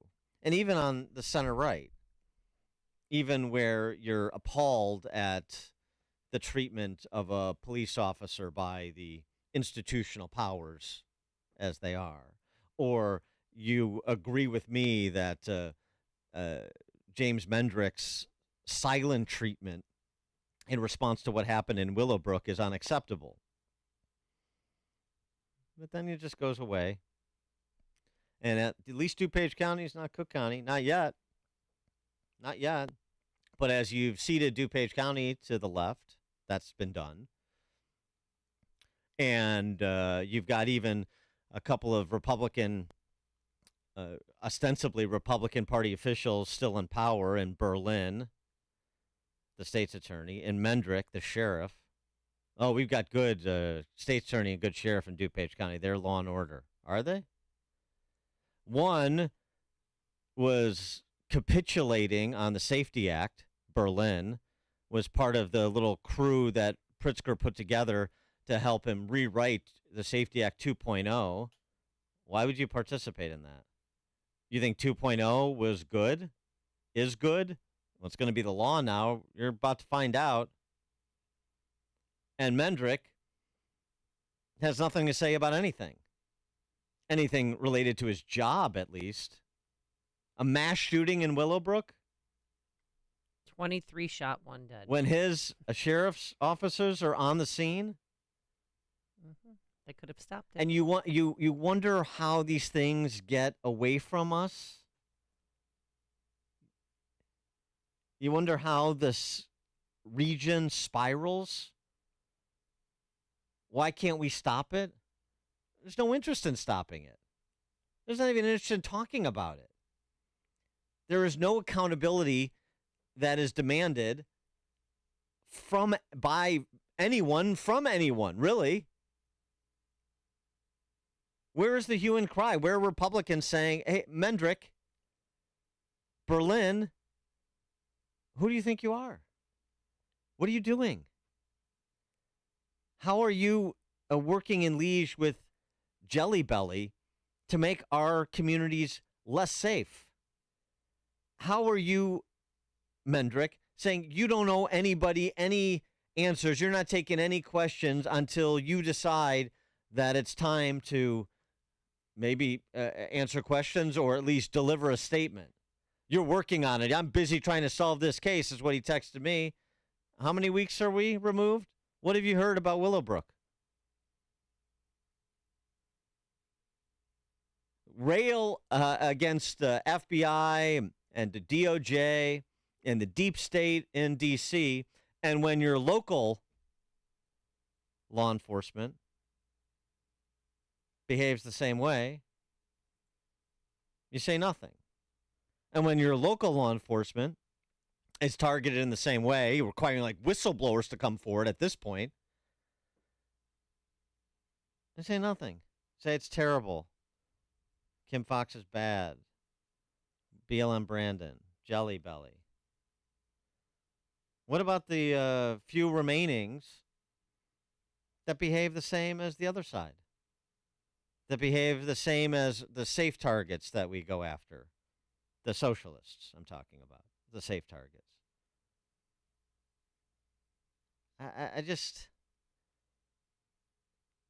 I don't even think you're going to see much of a dust up over the Supreme Court's decision on the Safety Act. No. It was buried on the third page on ABC. I'm not talking about the coverage. I'm talking from the people. The people, of course, they don't the media. care. If they don't care, the people don't care. This was central to a governor's race a year ago that crossed party lines, that prompted Democrats to do something they didn't want to do in terms of amending the legislation. Certainly not amending the Constitution. That's too much of a lift. Why they need to? They turn around and they say, from now on, because they're so embarrassed that you forced them to do something they didn't want to do, because people were talking about it. I guess it takes a $30 million ad campaign to get anybody to pay attention, to have a conversation, to be an opinion leader. Did you see this? Did you see that? That's too heavy a lift for the average resident of this fair state. Certainly the average Republican politician, for the few that are left. And why do you think that is? Why are there only a few left? A question no Republican asks themselves. I just don't get it. There's not going to be a dust-up over the Safety Act, though. Your communities are going to be less safe. There was the hue and cry, and then Pritzker won, and then Pritzker Supreme Court justices won, and now it's, 7-8 months later.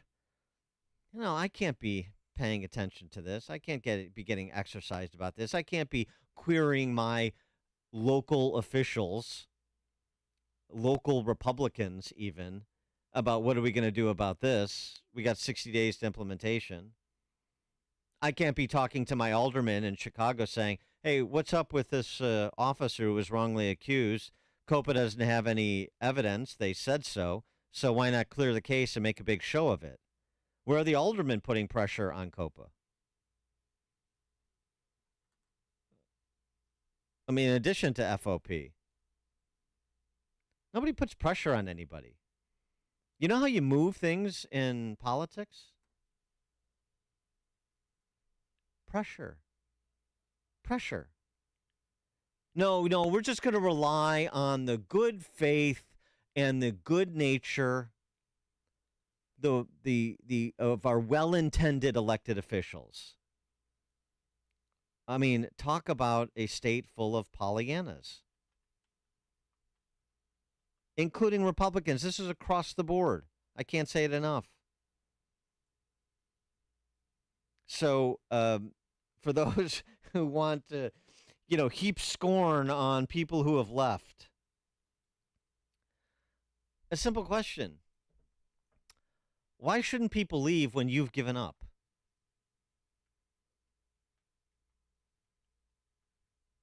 The stories you need to know to start your day. This is Chicago's Morning Answer on AM 560. The Answer. Signature Bank is Chicago's fastest growing independently owned business bank. Your business and your money are in good hands with Signature Bank. I'm Dan Proft, and I know this because Signature Bank is my business bank. Hi, I'm Dan Migatz, co-owner and CFO of AM Woodland Outdoor Design in Mundelein, and a new customer of Signature Bank. We specialize in the creative design and construction of outdoor living spaces, providing our residential and commercial customers first-in-class landscaping services. Our company was founded as a one-man operation and today has grown into a multifaceted, one-stop shop for outdoor and indoor design and contracting needs. Signature Bank was there to provide the capital needed to grow our expansion efforts. We wanted to work with a bank that understands our business and is relationship focused. Signature Bank is what a relationship bank is all about. We're excited to continue our partnership for many years to come. Signature Bank helps local businesses succeed. Let Signature Bank turn your business vision into reality. Visit signaturebank.bank. Member FDIC, Equal Housing Lender. The roof was completely gone. All of our memories being wiped away. The rain is what got 20 minutes of sheer terror. And you can feel it in your body. I watched the fire move down the canyon. The rumbling of the house. My son started screaming, we're gonna die, we're gonna die. In the name of Jesus, we are not gonna die. At Samaritan's Purse, we bring spiritual and physical aid to hurting people around the world. We go into dangerous situations because in disaster, in disease, in war, Jesus calls us to love our neighbor, to heal the sick, feed the hungry, restore the broken. All who work and volunteer with Samaritan's Purse follow the example of Jesus. We go to serve, not to be served. And we go in Jesus' name. Join us at SamaritansPurse.org. That's SamaritansPurse.org. Balance of Nature's fruits and vegetables in a capsule, changing the world one life at a time. Within 3 days of starting it, I noticed a big difference in my energy level. Like I was able to take the dog for a walk to the mailbox. It made a tremendous difference, and I don't take daily naps anymore. I can pin it down to 3 full days on, and on the 4th day, it was like I was a new person. Even my friends have noticed my energy level is different. Start your journey to better health with Balance of Nature. Call 1-800-246-8751 or go to balanceofnature.com to get 35% off your first preferred order. That's 1-800-246-8751. Go to balanceofnature.com or call 1-800-246-8751 and get this special offer by using discount code CHICAGO.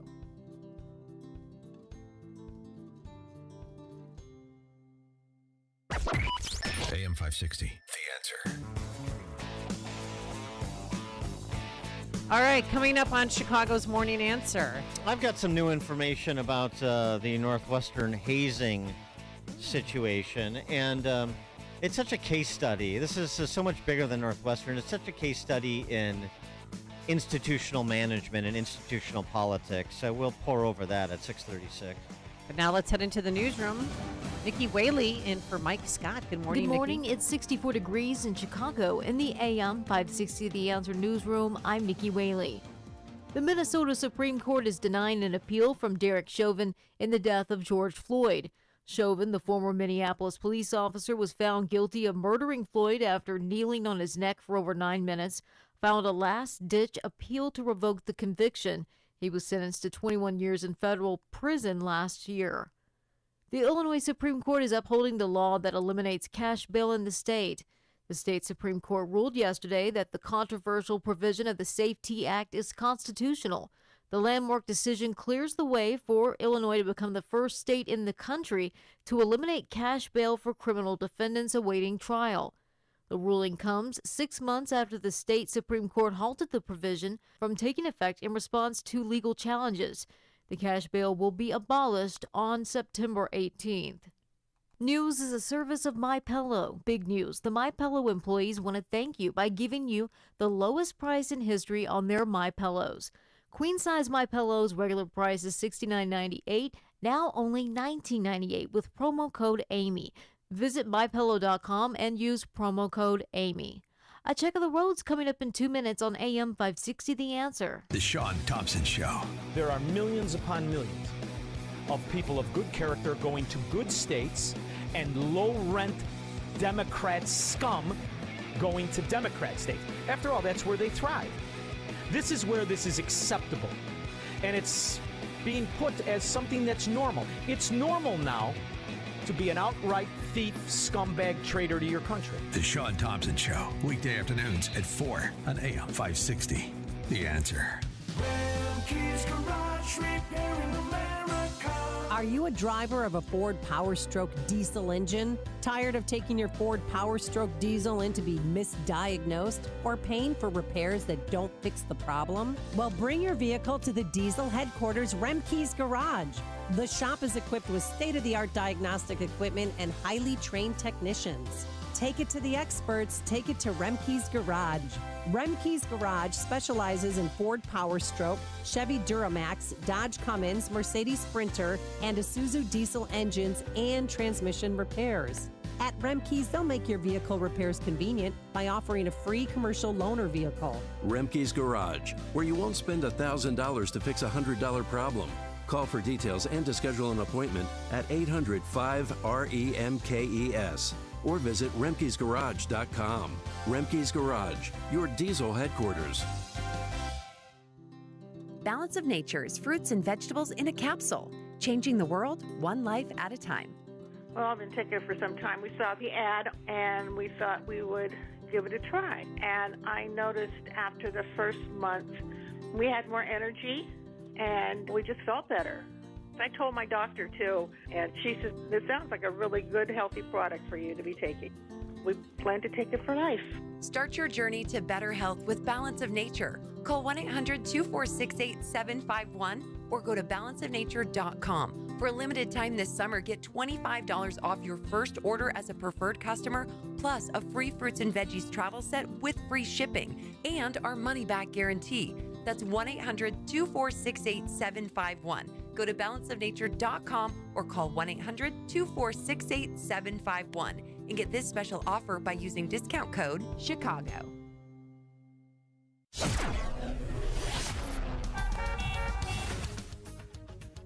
In the Team Hochberg Traffic Center, I'm Jill Urchek taking a look at the roads. Very busy northbound I-55, 126 to 53. There is a rollover crash blocking the right lane. On the inbound Edens, half hour, Lake Cook Road to Montrose. Kennedy, 40 minutes in from O'Hare to downtown. On the Eisenhower, a 40-minute trip as well, 390 into the post office. And the Stevenson, about 35, Veterans Memorial Tollway into DuSable Lakeshore Drive. 57 inside 103rd to Halsted, and a delay on the Ford from 115th into the Dan Ryan.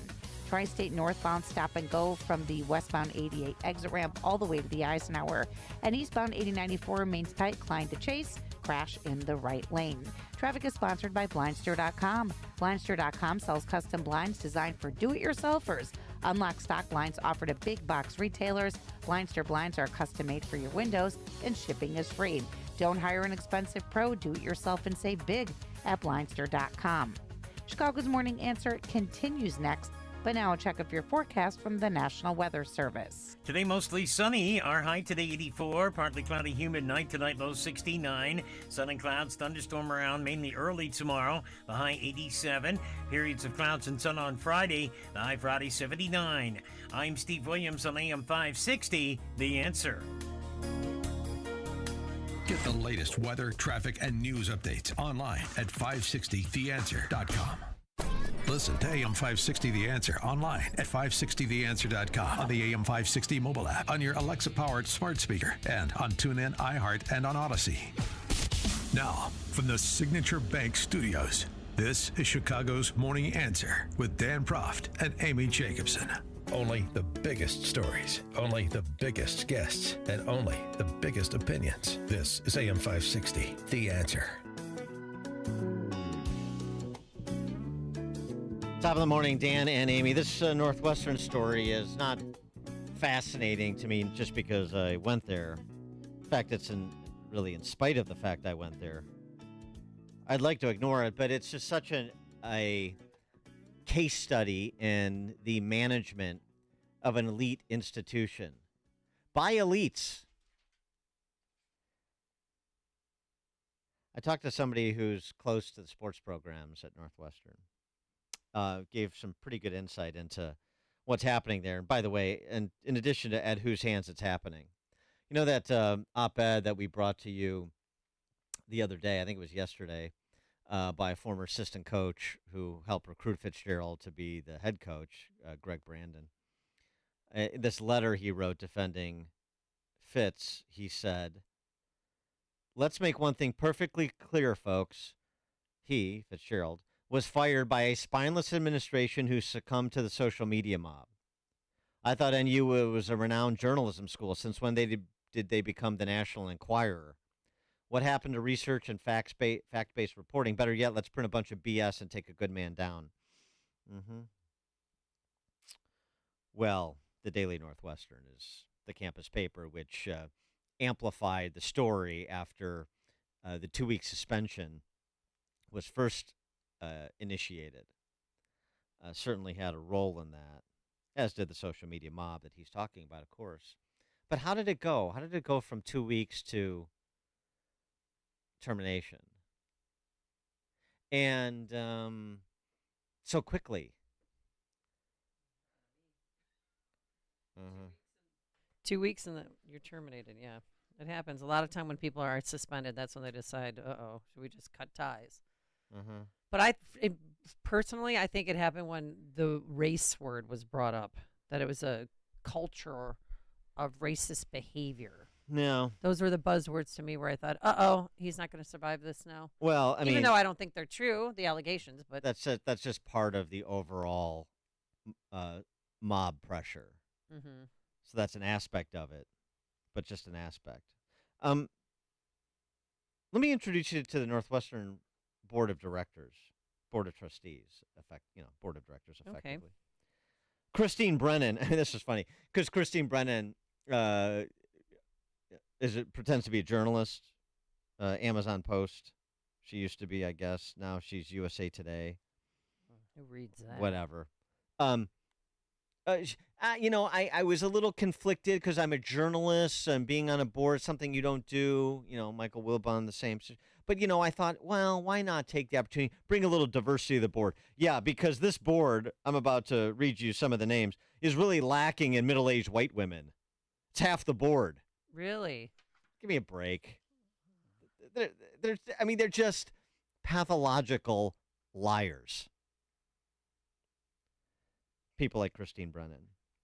Peter Barris is the chairman, billionaire, New Enterprise Associates. I think he's in Virginia. Some names you may have heard of, captains of industry and finance in and around Chicago. Certainly the some brand names you'll be familiar with. D. Cameron Finley, SVP at Archer Daniels Midland. Just picking and choosing here. There's so many to choose from. And these are all the Board of Trustees. Pat Ryan Jr., that's an important one. I'll get back to that. Rick Waddle, who's the former CEO of Northern Trust.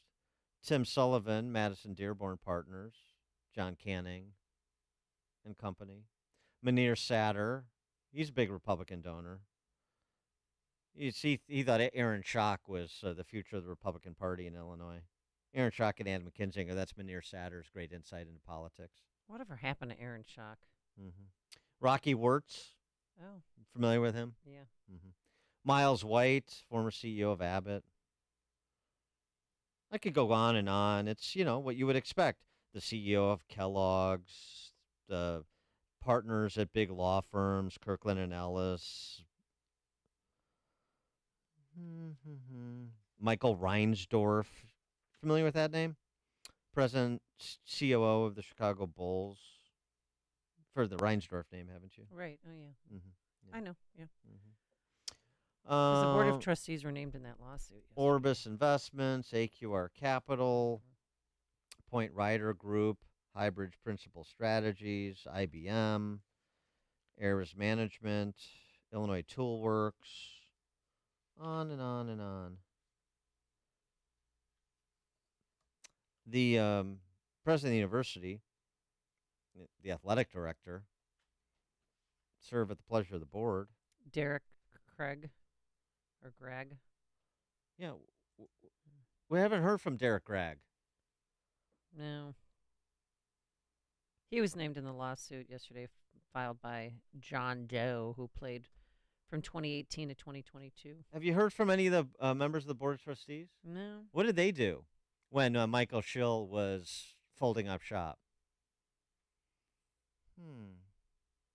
they're not experienced in having to handle a personnel matter.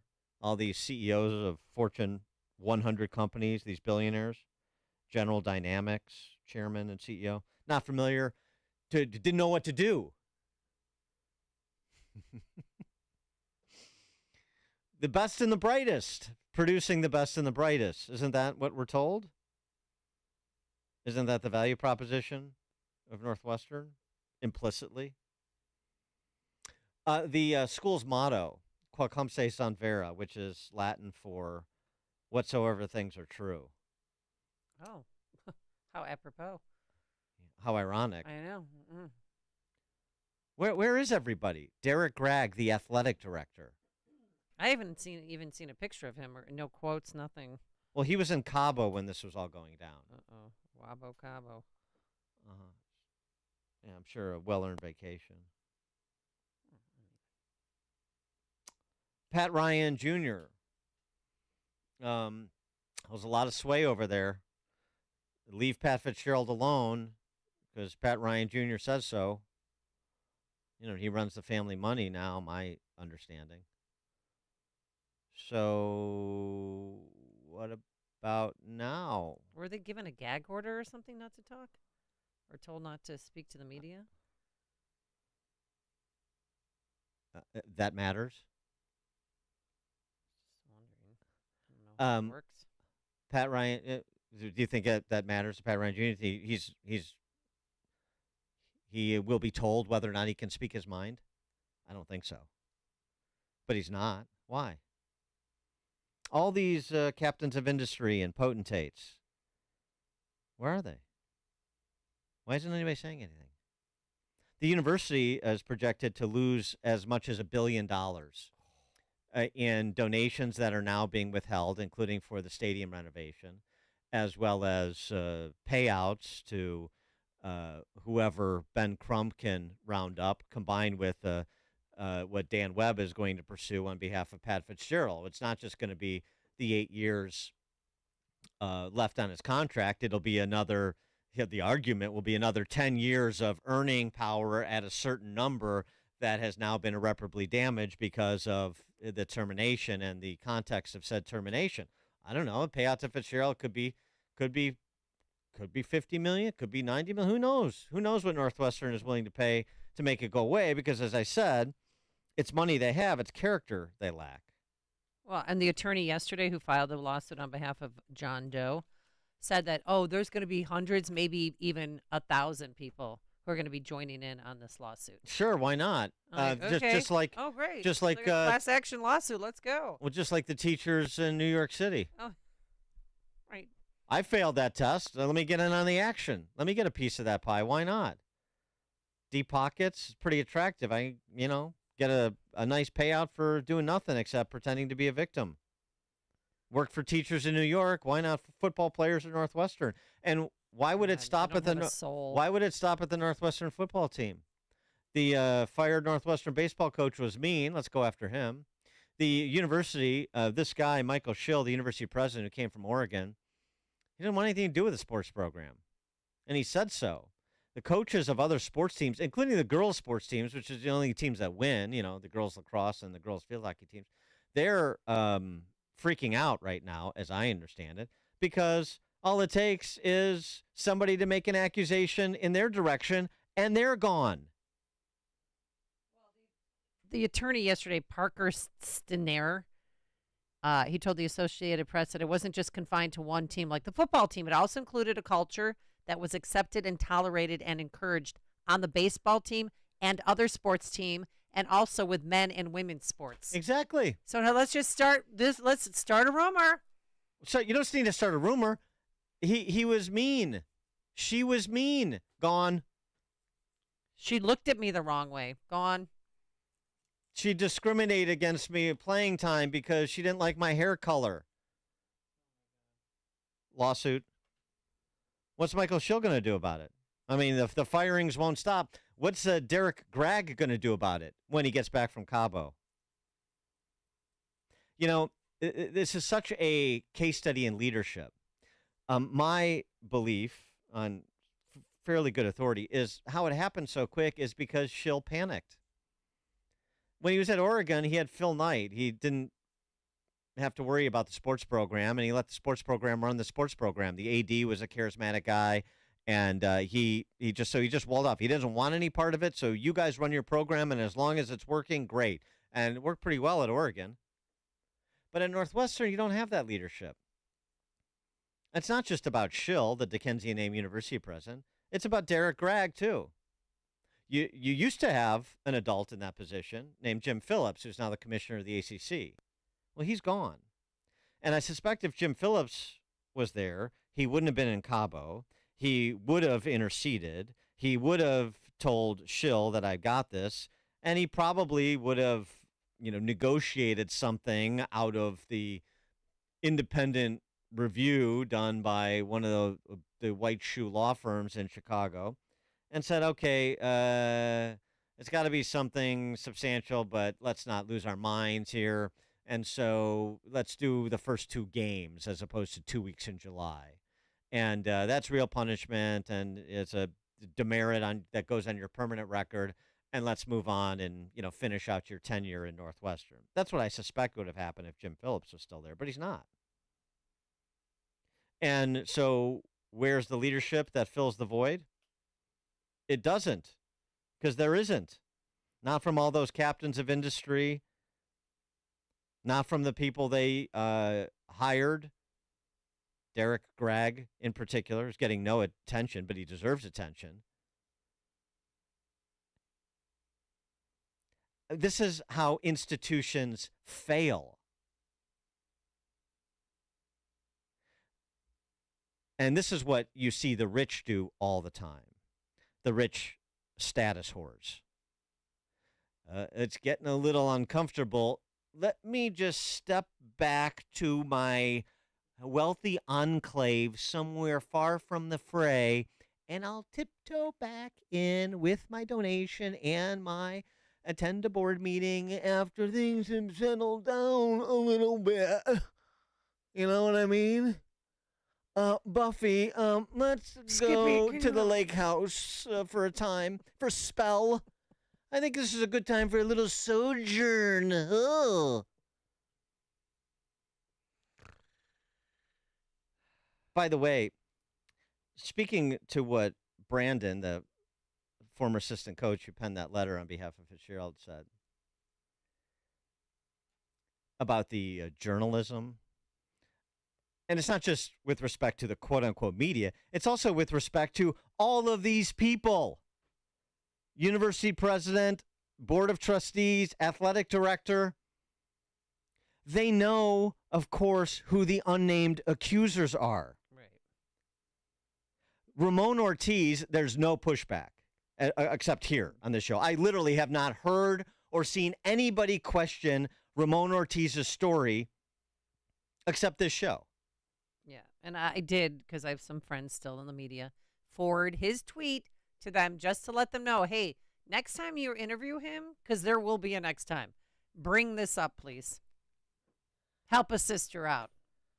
Because you can't talk out of both sides of your mouth, which is what he's doing. Well, and he is a disgrace, and he better not jump on this lawsuit. Well, and if he does, I hope that the attorney knows what he tweeted. You can talk out of both sides of your mouth, but maybe there's some questions about credibility when you do, but not here. Nope. Well, the other thing about this is curious is remember the Daily Northwestern's reporting, which indicated another player, unnamed, talked to the player who was leading the charge to get Fitzgerald fired. And that player said, I want to get Fitzgerald fired. The other player said, maybe he's embellishing a little bit, but he's embellishing the story because his intent is to get Fitzgerald fired. Right. So if somebody's intent is to get the coach fired, does that factor into your assessment of the credibility of their allegations? It should, it would seem to me. Is that rational? Is that reasonable? I think so. 312-642-5600, turnkey.pro answer line. You could also reach us on our text line, 64636. Type in DA, then a quick comment. And by the way, I'll name names. I understand that the person in question here who is out to get Fitzgerald, who wanted him fired. I understand from a very good source that's giving me a lot of the backstory here. Is a quarterback from California who just finished up his time at Northwestern last year or the year before, named Carl Richardson. And I suspect other people know that too. They just won't say it because, they're cowards and they don't want to ask questions. And they perhaps have a posture towards Northwestern and all these people that I'm discussing by name where, they like to see him squirm.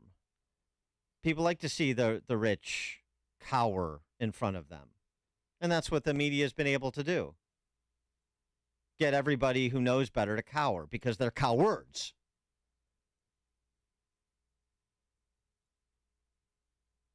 So now connect Carl Richardson. That's recent. And so how many players do you have over what time span making allegations? So how does it go from Carl Richardson to Ramon Ortiz 15 years earlier? Does that call into question Ramon Ortiz's credibility too? It sure does. You at least have to ask the question. So you waited 15 years. Carl Richardson allegedly makes the charges against Fitzgerald. Now you all of a sudden remember that bad things happened to you when you were playing there? Help me here. Who's talking to who?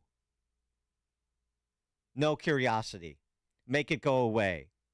And when you don't protect the individuals in an institution, you are not protecting the institution. One of the most disingenuous approaches, cowardly approaches, the kind of approach that a Northwestern Board of Trustees would take, is to hide behind the institution and say, hey, no individual is bigger than the institution, and so we need to slit Fitzgerald's throat. We don't want to, but we have to protect the institution.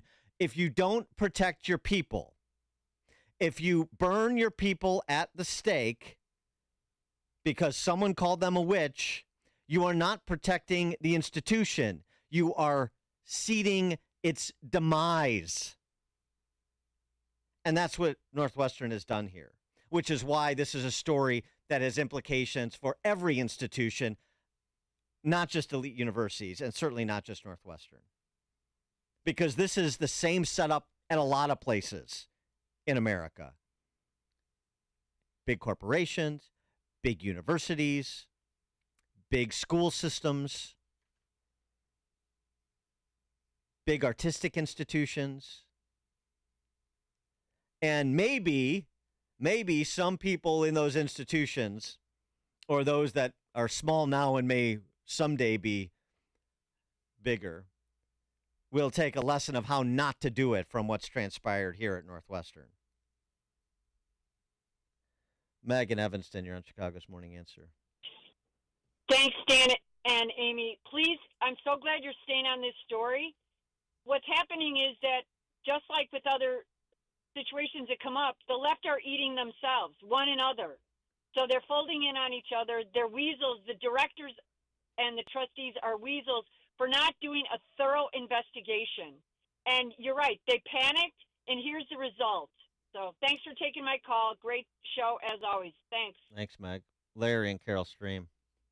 Hey, good morning, Dan and Amy. Thank you for taking my call. I'm just wondering if the football coach and the baseball coach was shown the door, and then the allegations now it's across all sports. Why is not the athletic director shown the back door? Why is not the president shown the back door? It seems those big guys are being protected. Thanks for the call, Larry. I mean, I think it's not if it's one, the athletic director gets fired. I don't know. He's black. Oh, well, okay. That's. I mean, Northwestern is one of the identitarian cathedrals. You think that doesn't matter? Sure, it does. I don't know Derek Gregg. I mean, I have no opinion of him other than his absence in this case. I know he came from Tulsa. I know some people at Tulsa were happy to see him leave. But, that could be anywhere. That doesn't tell me anything about Derek Gregg. So I have no opinion of him. I had no opinion of him coming into this. I didn't know him, don't know him. But I'm just watching how people behave. And he's AWOL. Well, that's not leadership in a crisis. To be present. That's not leadership in a crisis. It's the athletic programs. I like what a buddy of mine said, which I retweeted last week when we began picking this story up. I mean, well, if you don't care about the sports programs, well, just go D3. Just if you want to be University of Chicago, just say so and get rid of it all. Because that's the path you're on at Northwestern. Coming up on... Hello. All right. Is this thing still on? Wires are crossed. Coming up on Chicago's Morning Answer. All right, we return to a discussion of the Safety Act now that it's been declared constitutional by Supreme Court justices that J.B. Pritzker financed. Eric Weiss is the state's attorney for Kendall County. He is going to join us at 7:07 to explain the real-world implications of the implementation of Pritzker Purge Law 2.0, what it really will mean for suburban areas like Kendall County in practice. 60-day clock we're on for implementation. We'll talk to Eric Weiss, 7:07. Today, plenty of sunshine, clouds by this afternoon, a high of 84 degrees. It is 7 a.m., WIND, Chicago. He keeps claiming it's election interference. I'm Dave Anthony, Fox News. The DOJ has become a weapon for the Democrats. An absolute weapon. Former President Trump at a Fox's Hannity town hall in Iowa, hours after a hearing in the classified documents case he already pleaded not guilty in, and hours after posting he got a letter indicating he's the target of a criminal probe into the January 6th Capitol riot and Trump attempts to overturn 2020 election results. They want to try and demean and diminish and frighten people, but they don't frighten us. In Michigan, Attorney General Dana Nessel, a Democrat, has charged 16 Republicans accused of becoming fake Trump electors, claiming that Donald Trump, not Joe Biden, won the state. In a Twitter clip, Nessel declared, "That was a lie. They weren't the duly elected and qualified electors, and each of the defendants knew it." She added in a statement that Michigan and national party operatives were part of the scheme. Dates have not been set for their initial appearances on charges including forgery and election law forgery. Fox's Colonel Scott, no comment yet from North Korea on the U.S. soldier it has in custody after Travis King crossed the border willingly to avoid being sent to the U.S. to face potential military discipline after being jailed in South Korea, accused of assault. North Korea's only response? Launching ballistic missiles into the sea shortly after a U.S. nuclear-capable submarine arrived in South Korea. The USS Kentucky's rare stop in Busan is the first visit since the 80s. Tensions have been rising in the region, with North Korea testing its weapons at the same time the U.S. and South Korea are increasing joint military drills. Fox's Matt Finn. There's no relief in sight for the heat wave searing the South. It's humid. It feels hotter than it ever felt. You can't go outside without getting soaking wet. He's in Miami. Warnings or advisories stretch from there to California. In Phoenix, they set a record, topping 110 degrees a 19th straight day. There's flash flooding this morning in Kentucky. Roads and homes underwater in the Mayfield area. People needed to be rescued. America's listening to Fox.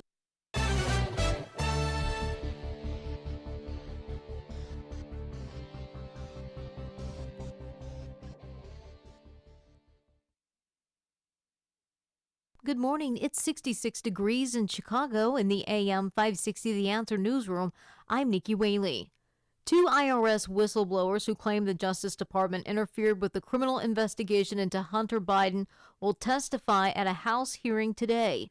House Republicans set the hearing after one of the whistleblowers, IRS supervisory agent Gary Shapley, went public with the allegations. The lead U.S. attorney in the Hunter Biden case and Attorney General Merrick Garland have denied the allegations. Last month, the president's son reached a deal to plead guilty in the tax and a gun case and agreed to accept about 2 years probation.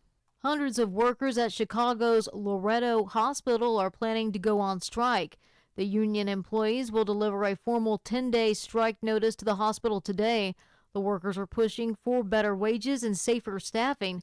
The striking staffers would include emergency room technicians, mental health workers, and radiology technicians.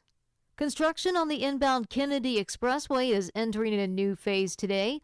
Work will shift to the right side of the inbound lanes at Division Street. The number of open inbound lanes won't change, and there'll still be 2 local and 2 express lanes. And Meta is unveiling AI technology to rival ChatGPT. The tech giant's new language model will be available for use free, just like OpenAI's counterpart. The program Llama 2 is a joint effort with Microsoft. News is a service of Dan and Amy 24/7. You can now enjoy uninterrupted programming from Dan Proft and Amy Jacobson around the clock all day, every day, including daily replays of Chicago's Morning Answer. Listen now at danandamy247.com. A check of the roads. Sebastian Gorka knows why it's Trump. Why President Trump is the one. You know the simplest answer?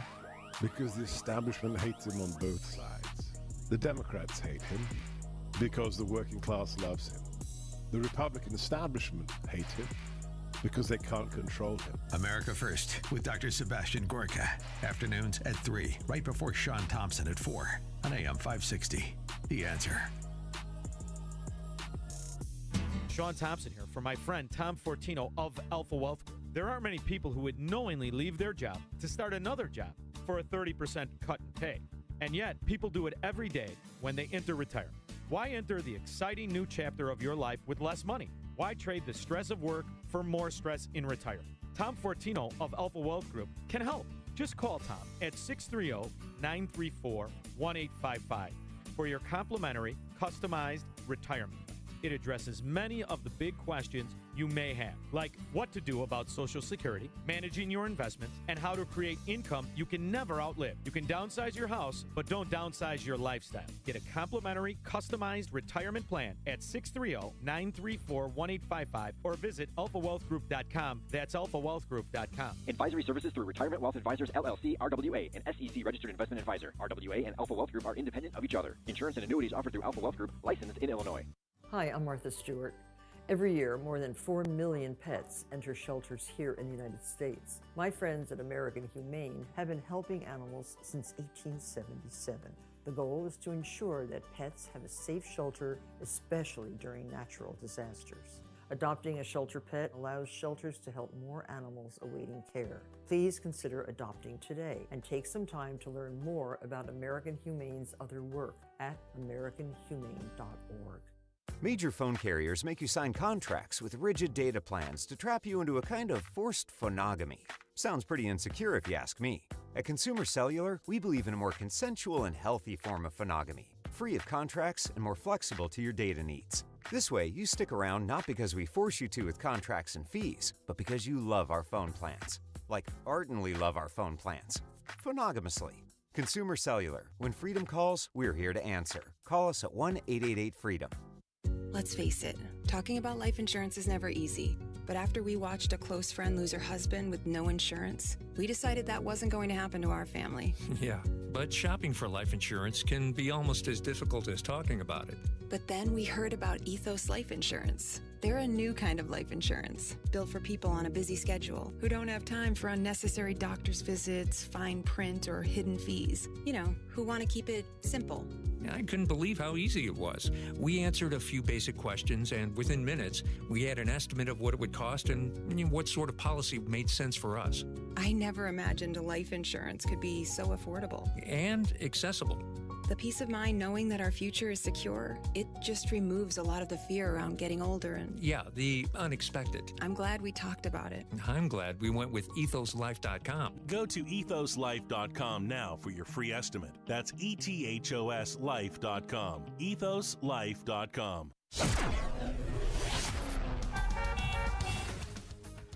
In the Team Hochberg Traffic Center, I'm Jill Urchak taking a look at the roads. Northbound 55 still jam 126 to 53 with a rollover crash blocking the right lane.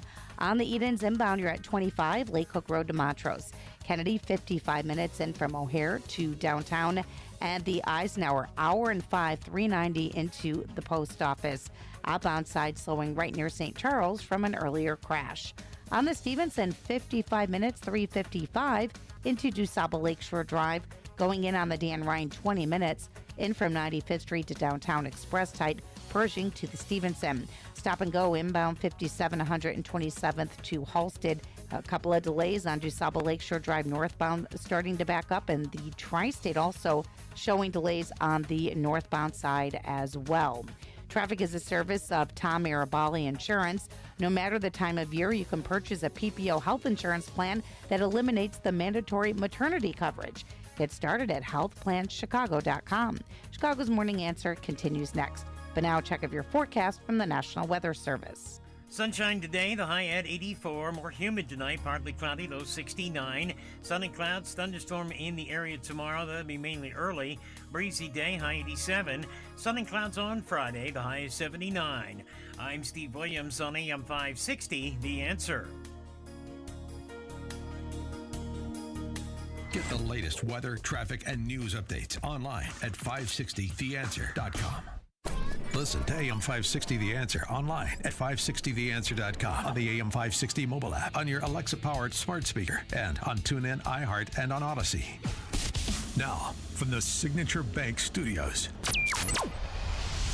this is Chicago's Morning Answer with Dan Proft and Amy Jacobson on AM 560 The Answer.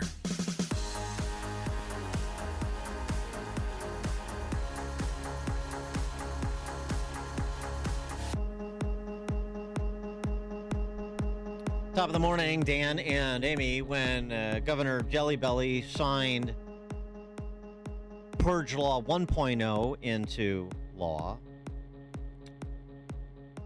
eliminating cash bail in Illinois, among other provisions, he had this to say.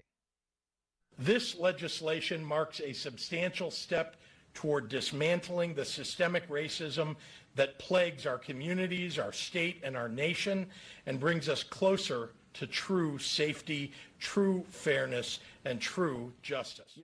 And despite that, they amended it after the election last year, you'll recall. Mm-hmm. We've discussed those amendments in some detail over the past many months, including recently, knowing the Supreme Court's decision was coming down the pike. And the Supreme Court held yesterday 5 Democrats and 2 Republicans in a 5-2 decision along party lines that the Safety Act, the Purge Law 2.0, is constitutional, that the legislature has spoken, there's no need to amend the Constitution, despite the bail provision in the Constitution being fairly clear. Yeah, and so now it goes into effect in 60 days. Yeah, September 18th, and advocates celebrated Kim Foxx. The reality of this is simple, is that people who are charged with violent offenses should not be able to pay their way out of jail, and people who are charged with nonviolent offenses who aren't a threat to the public shouldn't be criminalized for being poor. So there's 2 issues here. One is whether or not this was a fair interpretation of the state constitution, or this should have required amending the Constitution. And then, of course, secondly, and more importantly to most, is the public safety impact. For a discussion of those 2 topics, we're pleased to be joined again by Eric Weiss, who is the state's attorney for Kendall County. Eric, thanks for joining us again. Appreciate it. Hey, Dan and Amy, how are you? Good. Our friend Jim Glasgow was a bit surprised by the ruling, despite the 5-2 supermajority that Democrats have on the state Supreme Court. One, because 100 state's attorneys, including a whole host of Democrat state's attorneys, opposed this. But even beyond the party lines or the in the respective philosophies on criminal justice, it just seemed that the Constitution is fairly clear on the bail issue. Were you surprised, and what's your reaction to the majority saying that this is well within the power of the General Assembly to change the meaning of sureties, the sureties clause in the Constitution? I was a little surprised, Dan. I understand how politics works. I understand party lines. But I think that this opinion can go down a very slippery slope on things that have nothing to do with the Safety Act down the road. And like you said, amending the Constitution without actually amending the Constitution, that's a big change. That's something that we haven't seen before. And that's a concern. Whether you're pro the Safety Act or against the Safety Act, that's a big concern. And the second one I looked at was the separation of powers. When we have the one part of the government telling the other part of the government what to do and how to do it, we're supposed to have those protections in place. So we don't have those situations where one side can, or one of the 3 can tell the other what to do. And that's kind of what we have here. We're kind of having the legislator tell the judiciary what they can and can't do and what they can and can't consider when they're in the best spot to know those things. Whether you agree with cash bail or don't agree with cash bail, this has much bigger implications than just the SAFE-T Act and whether we're going to have more criminals out or how we deal with cash bail or not. I mean, there's some big ramifications in this opinion. So how is your job going to change come September 19th? Well, first is going to have we're going to explain to victims how more of their perpetrators are going to be out. That's going to be difficult because they are going to be frustrated. They're going to be looking to us for answers as to why this is happening. And I'm not going to have great answers. It's going to be, well, the General Assembly has spoken and the Supreme Court has spoken and the governor signed it. And if you don't like it, you need to go to Springfield. And that's not a great answer to tell victims. We're going to be dealing with more and more crime because the more criminals are out, the more they continue to offend. And there are just certain cases where we can't detain them. There are certain times where we can't hold them in custody. And this whole thing, I love the part you had with our fine governor talking about how this will make things safer and eliminate some of the issues in the criminal justice. It's not going to.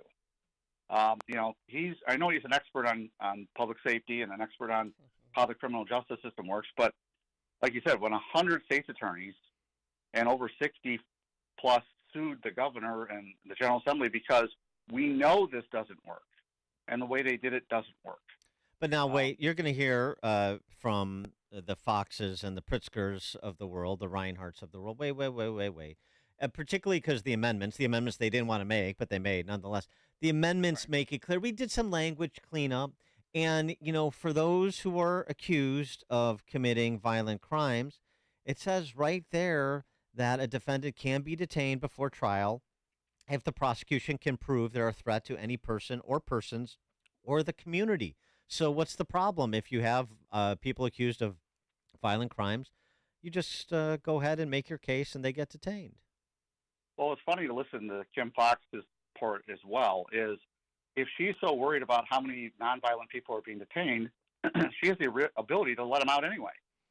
She doesn't have to ask for a bail before this law came into effect. Right. So yes, I find it kind of interesting that the person that's advocating for it is one of the people that can actually change in their own county how they want to handle it. Yes, will some violent offenders be detained? Yes, they will. They're being detained right now, but a lot of them aren't going to be. The reality is now it's an either or. Either you're detained or you're not. There's no in between. There's no ability for a judge to say, you know what, I want to put some additional restrictions. I want to do some additional modifications. I want to do some bond issues that ensures you show up to court, that ensures that victims are protected.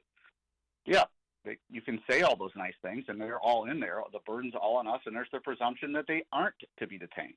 Well, because without bond, there's no incentive to come to court, really. I mean, they could skip their court date like the illegals are skipping theirs when they come to this country. They hand them a court date, and then you never see them again.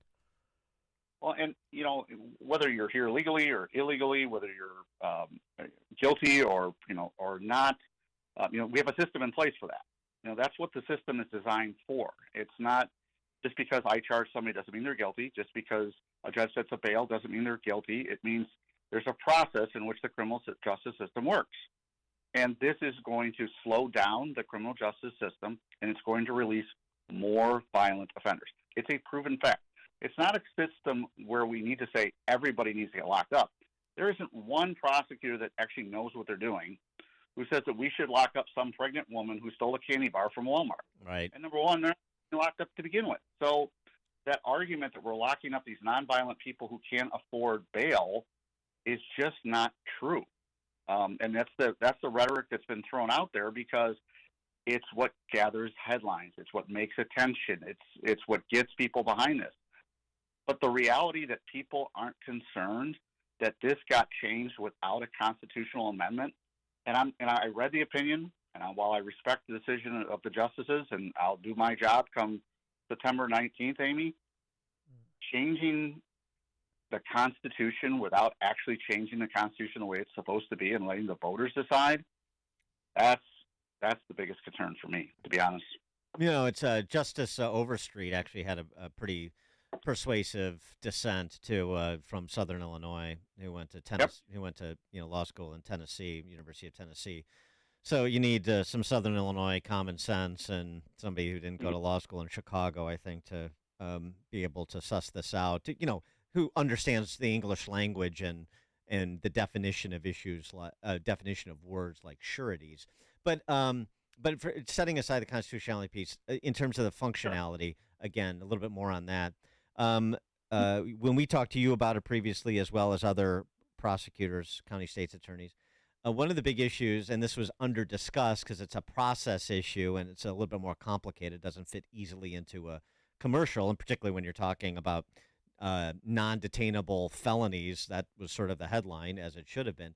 But the time lines that you're on, the clocks you're on to move, even if you are able to get somebody accused of a violent felony detained pending trial, the clock you're on to take that case to trial, lest that person be released on his own recognizance. If you don't get him to trial, those clocks are still there. They are, and that's a concern, especially in talking with Jim Glasgow and some of the other state attorneys in the bigger counties. We're fortunate. We're a little bit smaller county. We have the ability to get someone to trial if necessary, and push comes to shove in that 90 days. But it's going to be very, very tough, Dan. I mean, we got stuff going to the crime lab. We've got follow-up things that are being done. And that 90-day window, it sounds like, 90 days, 3 months, you should be able to get everything done in 3 months. Well, when you look at the reality of how the system works, 3 months is a blink of the eye. It doesn't happen that way. And to put a trial of that magnitude, I mean, you're talking about murderers, we're talking about rapists, we're talking about very violent criminals. To put prosecutors and the criminal justice system under that time crunch of literally 90 days, you get it done or this person's out, there's no rhyme or reason to that. And there's no benefit to the criminal justice system by arbitrarily imposing that time frame just because somebody in the General Assembly thought that was a good idea. Who doesn't do this for a living? It's like me telling a surgeon how to perform brain surgery. Yeah. I wouldn't take my advice. It's also some random number like COVID, just 2 weeks or just a month. Well, it's also interesting too. I mean, these speedy trial and defendants' rights and so forth, in the interest of justice. These are the same people that say nary a word about it taking 4 years to get Ed Burke to trial. I mean, I know that's at the federal level, but it's the principle of the thing. Like this is an enhancement to the criminal justice system, to justice generally. I mean, this is all rooted in identitarian politics. I mean, you're hearing it when they're explaining, like the governor did, what the impact will be. This abstractions like systemic racism this is going to address, and this and that. Nowhere can they argue and provide anything that's substantial that this enhances public safety. They just say it does, but there's no argument that's been made. It's just a position they're taking and repeating. Right, and that's what it is. It's not an issue of, first of all, everyone's entitled to have their day in court, and everybody should have a right to have their case if we can do it in a very safe and efficient manner as quickly as possible. Nobody's arguing that. Most of the delays in the criminal justice system are caused by the defendant. They're not caused, or the defense attorney, I should say. They're not caused by the state in most cases. There are some, but not most cases. But people don't realize that they throw these words out there, they throw these numbers out there, and they don't know how it actually works in the real world. Not one of them. I've never seen Pritzker in Kendall County come into a courtroom and say, "Hey, Eric, I'd like to know how this is going to impact you," or any process. Let's sit down and let's work this out. Let's have the General Assembly come to a courtroom or court system and say, "Hey, what are your concerns? What are the issues here? Hey, we didn't realize we made a mistake when we did this. How do we fix it?" Can you give me an example? You mentioned that there's certain cases where you can't keep them in. Can you just walk us through some of those?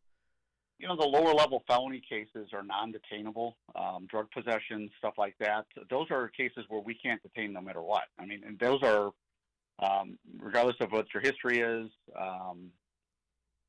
flight risk, those type of things, because they don't even qualify for detaining. There are other cases that are a little bit higher that have cases that are would be detained if we can prove a flight risk, but simply some of the language that we now have in the bill about how we even prove what a flight risk is. Again, I've been doing this a long time. It doesn't even make sense in some of the occasions of how we're going to have to prove something or someone is a flight risk when we can't use some of the data that we've been using in the past to prove that they're a flight risk.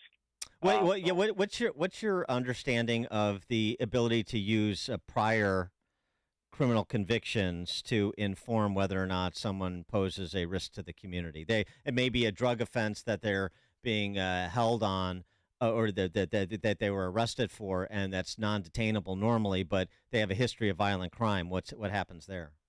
Well, normally what we would do today, if I were to go into court today, one of the things that, number one is what are you charged with? Are you charged with a violent crime, a nonviolent crime? What are you here for? Second is, what's your history of doing this? Is this the first time in the criminal justice system? Have you failed to appear 12 times before?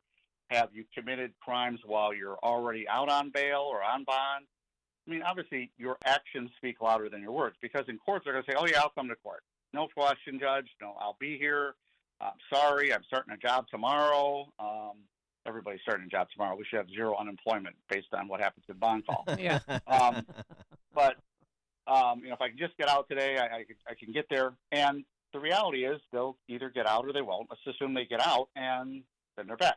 Now they're telling us that, you know what, we've got to show some of these failure to appears. We've got to justify as to why and how they are failing to appear. I don't know why they failed to appear in another county, and imagine the work you'd have to try to figure out how they did that. But even beyond failure to appear, say that's not the issue. The issue is just This is a guy who has 4 felony convictions for violent crimes, and now we picked him up for a possession charge. Can you use the prior bad acts to argue to the judge, hey, this guy should be held over for trial? Not for detainable. Nope. Yeah, exactly. That's my point. Yeah. That's the problem, because you're going to have people that, now they can do other conditions. They can put them on a ankle monitor or stuff like that, but they cannot, under any circumstances, hold that person. And that's where, people were calling me yesterday. What do we do? What do we do? What do we do?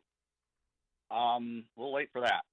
Well, we'll wait for that. Yeah, the other thing, too, since you brought up electronic monitoring, I mean, since Cook County has sort of de facto been operating under the Safety Act or the Purge Law, we know how this plays out.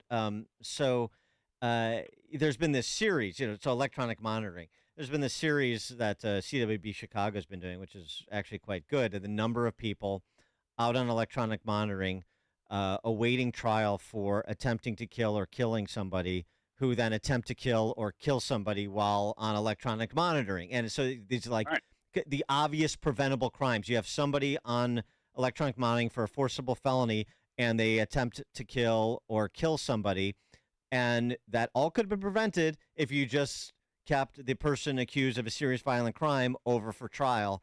And so over the last 3 years, you're talking about hundreds of victims and dozens of dead. I mean, it's real-world consequences. And so that now is going to be visited in the suburbs. Well, and that's, first of all, electronic monitoring is a good tool. I don't want to say that it's not a good tool that courts can use in certain cases. It's a great tool to allow people who fit the right categories to go to work, to still do their thing, but also to us to know where they're at and monitor them. But when you're talking about those cases, Dan, that you're talking about attempt murders and those type of cases, the only good thing about it is at least we know where they're at when the murder occurs, the second one, because they're on electronic monitoring and we can track exactly where they're at. If they didn't cut it. They shouldn't be out in the first place. Yeah. That's the problem. Well, and we have also seen, too, I mean, there's been stories about Tim Dart's office, the Cook County Sheriff's Office, sort of losing track. I mean, I know it's a big county and it's a bigger caseload and so on and so forth, but regardless, it's also a lot bigger staff, and you're still losing track of people on electronic monitoring. They don't know when somebody cuts their electronic monitor off somehow and is no longer being monitored, so on and so forth. I mean, these are like real world problems that are not you can't just wave them away with rhetoric about systemic racism. No, and there's no. I mean, first of all, whether it's a big county or small county, you got staffing issues when it comes to that. We don't have unlimited resources to monitor these people. They've got to be monitored 24/7.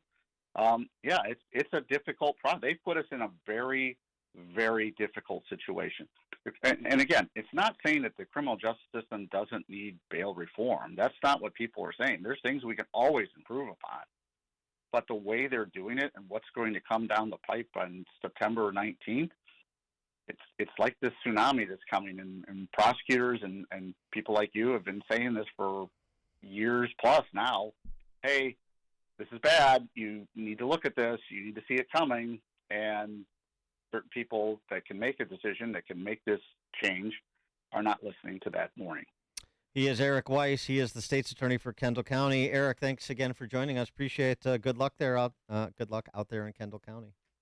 Appreciate it, Dan and Amy. Have a good one. Thanks for having me on. Thanks, you too. And he joined us on our turnkey.pro answer line. Connect with Dan and Amy using the AM560 mobile app. Download it today at 560theanswer.com/mobile. Don't defund the police. Hire the police to protect your business. Rising crime has been crippling business owners in Illinois more and more in the past year. Blue Star Security can protect your most valuable asset, your business, to protect both you and your customers. Blue Star Security is the only security company in Chicago with over 500 off-duty police officers, all W-2 employees. I'm Anthony Barchetto, president of Blue Star Security and a 20-year law enforcement veteran. Our team is exclusively state-certified active and retired law enforcement professionals who provide the highest standards in security. We serve Fortune 500 companies, as well as small businesses and individuals, responding rapidly and seamlessly to each assignment. Blue Star Security's technology allows mobilization of off-duty officers quickly and efficiently. Our primary mission is to provide unparalleled protective services for each assignment with integrity while maintaining our commitment to community service in the Chicagoland area. Visit online to schedule a free security consultation at bluestarsecurityltd.com. That's bluestarsecurityltd.com. Guys, if you've noticed a lack of energy, motivation, and drive, it could be due to low testosterone. Schedule your health assessment with my friends at Low T Center. They now offer the convenience of monitored self-inject at-home testosterone treatments for $155 a month, cash pay, or covered by most health insurance. If you don't live near Low T Center, or you just need the convenience of at-home treatment, Low T Center makes it easy to get started. Only your first 2 visits are in person. Go to lowtcenter.com to book online.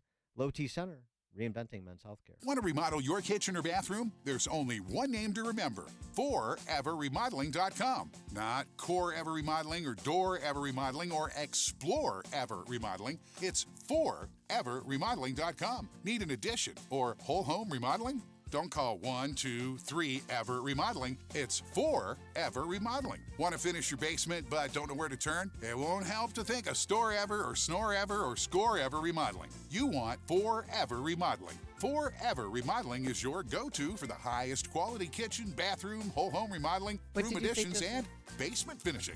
So don't go to Decor Ever Remodeling or Implore Ever Remodeling or Dinosaur Ever Remodeling. When you're ready for your project to take off, go to 1098765 ForEverRemodeling.com. That's the number ForEverRemodeling.com. Or call us at 847-809-3355. AM 560, The Answer.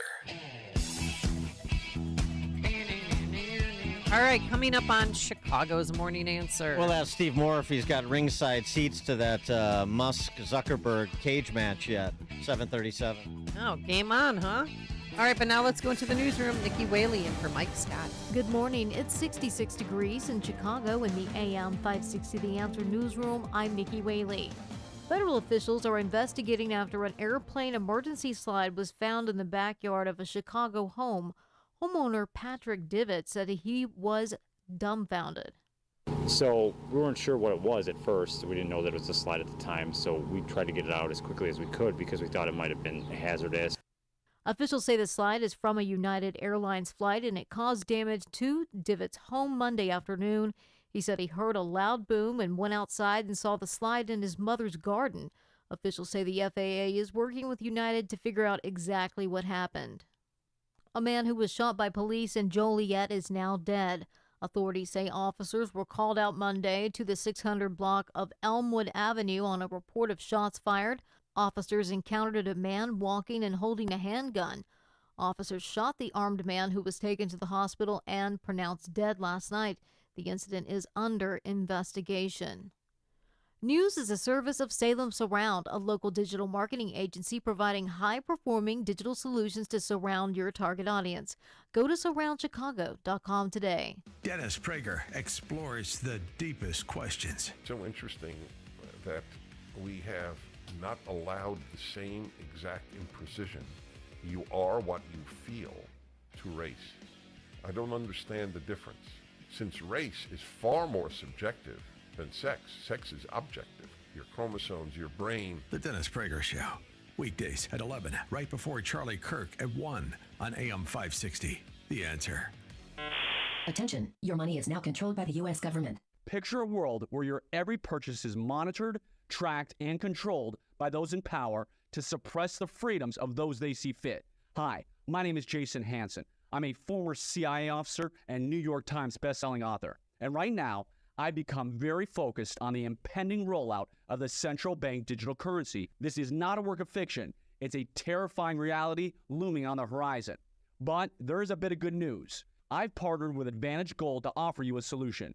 They are specialists in converting your traditional assets, like those inside an IRA or 401k, into tangible assets such as physical gold and silver. Don't allow your money to be controlled. Claim your free gold protection kit from Advantage Gold. Call 800-900-8000, 800-900-8000. That's 800-900-8000. Advantage Gold is not an investment advisor or a tax advisor. Call 800-900-8000. You've heard Rumpke's Garage commercials on AM 560, and now they specialize in servicing Sprinters and light-duty diesels. But the experts at Rumpke's also service Isuzu and Chevy low-cab forward trucks. So if you own an Isuzu or Chevy low-cab forward truck but aren't sure where to get it repaired, take it to Rumpke's Garage, your #1 dealer alternative for repairs to your Isuzu NPR, Isuzu F-Series, or Chevy low-cab forward truck. Whether gas or diesel, your truck is the lifeline of your business. That's why Rumpke's Garage offers free loaners while your truck is being serviced. They'll even pick up and deliver for your convenience. Rumpke's Garage has the factory scan tool to properly diagnose Isuzu and Chevy low-cab forward trucks. Their commitment to your business is backed with a complimentary maintenance plan and free 2-year warranty. Go to Rumpke'sGarage.com to learn more about their specialization in Isuzu and Chevy low-cab forward trucks and schedule your appointment today. That's Remkes, REMKES, Garage.com. You know a company is looking out for you when they actually upgrade your service and don't charge you for it. This is great news for new and current Pure Talk customers. Pure Talk just added data to every plan and is including a mobile hotspot with each one with no price increase whatsoever. Just $20 a month for unlimited text, unlimited talk, and now 50% more 5G data plus mobile hotspot. That's just $20 a month. I love Pure Talk. Also happens to be a veteran-owned and only hires the best customer service team right here in the USA. Families are saving almost $1,000 a year on the most dependable 5G network in America. Dial pound 250 and say Dennis Prager to make the switch to Pure Talk, and you'll save an additional 50% off your first month. Again, dial pound 250 and say Dennis Prager and make the switch. The cell phone company I use, Pure Talk, today. If you speed, there are lots of sounds that you might hear, like the sound of your vehicle crashing, because eventually, speeding catches up with you. In the Team Hopper Traffic Center, I'm Jill Urchak taking a look at the roads. Eastbound 8094, traffic is sluggish between Klein and Chase due to a crash in the right lane. Inbound Eden's heavy now at 25, Lake Cook Road to Montrose. The Kennedy just under an hour, O'Hare into the Jane Byrne interchange. The Eisenhower as well. Give yourself an hour, 390 into the post office. And then we see a crash outbound blocking the right lane right near St. Charles. Northbound 55 tight Weber to 53 from an earlier crash. And the Stevenson 50 minutes, 355 into DuSable Lakeshore Drive. We're seeing delays along DuSable Lakeshore Drive northbound, southbound not bad. And then we have delays on the northbound side of the tri-state. Traffic is a service of MyPillow. Big news, the MyPillow employees want to thank you by giving you the lowest price in history on their MyPillows. Queen size MyPillows regular price is $69.98, now only $19.98 with promo code Amy. Visit MyPillow.com and use promo code Amy. Chicago's Morning Answer continues next. But now a check of your forecast from the National Weather Service. Today mostly sunny. Our high today 84. Partly cloudy, humid night tonight, low 69. Sun and clouds, thunderstorm around mainly early tomorrow. The high 87.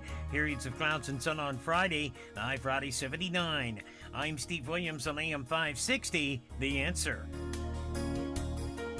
Get the latest weather, traffic, and news updates online at 560theanswer.com.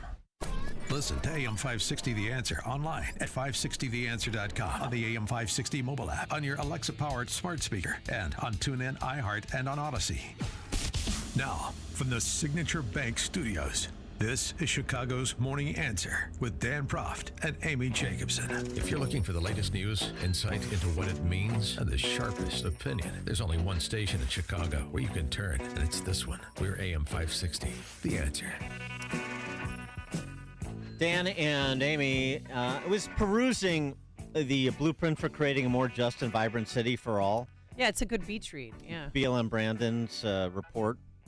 His blueprint, as he says, for Chicago.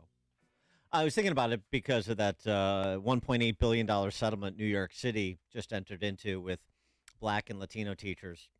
Because they failed the test. Because they failed the competency test, yeah. Next time, study harder. Payouts for people who failed the test are in the millions. Individual teachers, you're being compensated $1 $2 million For failing a test? for failing a competency test. So you couldn't teach, or you couldn't teach anymore. Only in America. In Brandon Johnson's blueprint for creating a more just and vibrant city for all, he writes, throughout this report, there are references to marginalized, vulnerable, and special populations. Special. We recognize these groups are made vulnerable by our current socio-political structure and the way that interlocking systems of oppression produce structural violence that marginalizes their experiences. These conditions requires that those most impacted receive special consideration to ensure quality of life for all Chicagoans. We examine these experiences throughout this report, recognizing the margins as a place of power. Those most marginalized include, but are not limited to, people who identify within the LGBTQIA plus populations, older adults, disabled Chicagoans, people racialized as black. What does that mean? Other racial and ethnic groups, people who only speak a language other than English, immigrant refugee groups, formerly incarcerated people, and people experiencing poverty. The only people who are not special are honkies working for a living. Got it. That's a very long list you just read, Dan. So based on that and the precedent set by New York City, New York City. New York City. I want the reparations by other means to begin in earnest, don't you?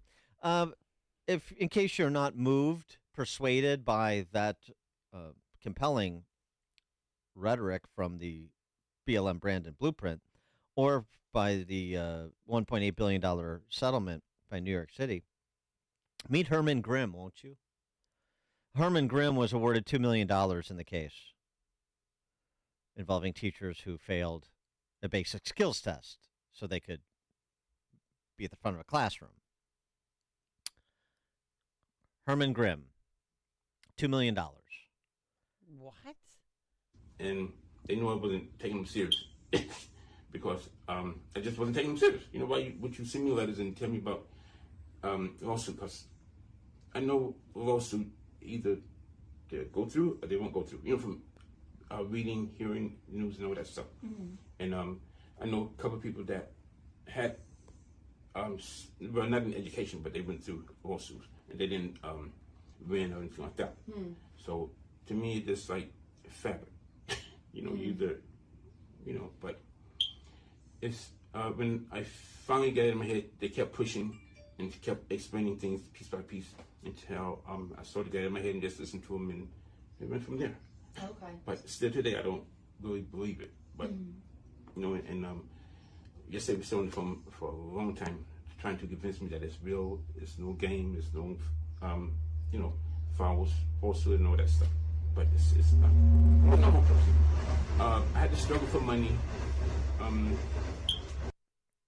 I'm not being rude, and I know people sometimes have speech impediments, but that Now we can maybe understand why he failed the test. No, he's a victim of a test that was culturally biased. Obviously, that's the only way he could have failed, and he's entitled to $2 million of other people's money. He got $2 million. Wow. You know who may have a case is the students in these school systems. Our friends over at WirePoints, wirepoints.org, they've reported on what $30,000 spent per student produces in the Chicago public school system, which is 80 out of 100 CPS students cannot read at grade level, do not read at grade level. It also means 89 of every 100 black students in CPS don't read at grade level. But it's worse than that, because most of them are not even close to reading at grade level. So they looked at the actual scores on these assessment tests to figure out, is this a problem where you can get people up to speed if you took some evasive action or not? And the answer generally is not.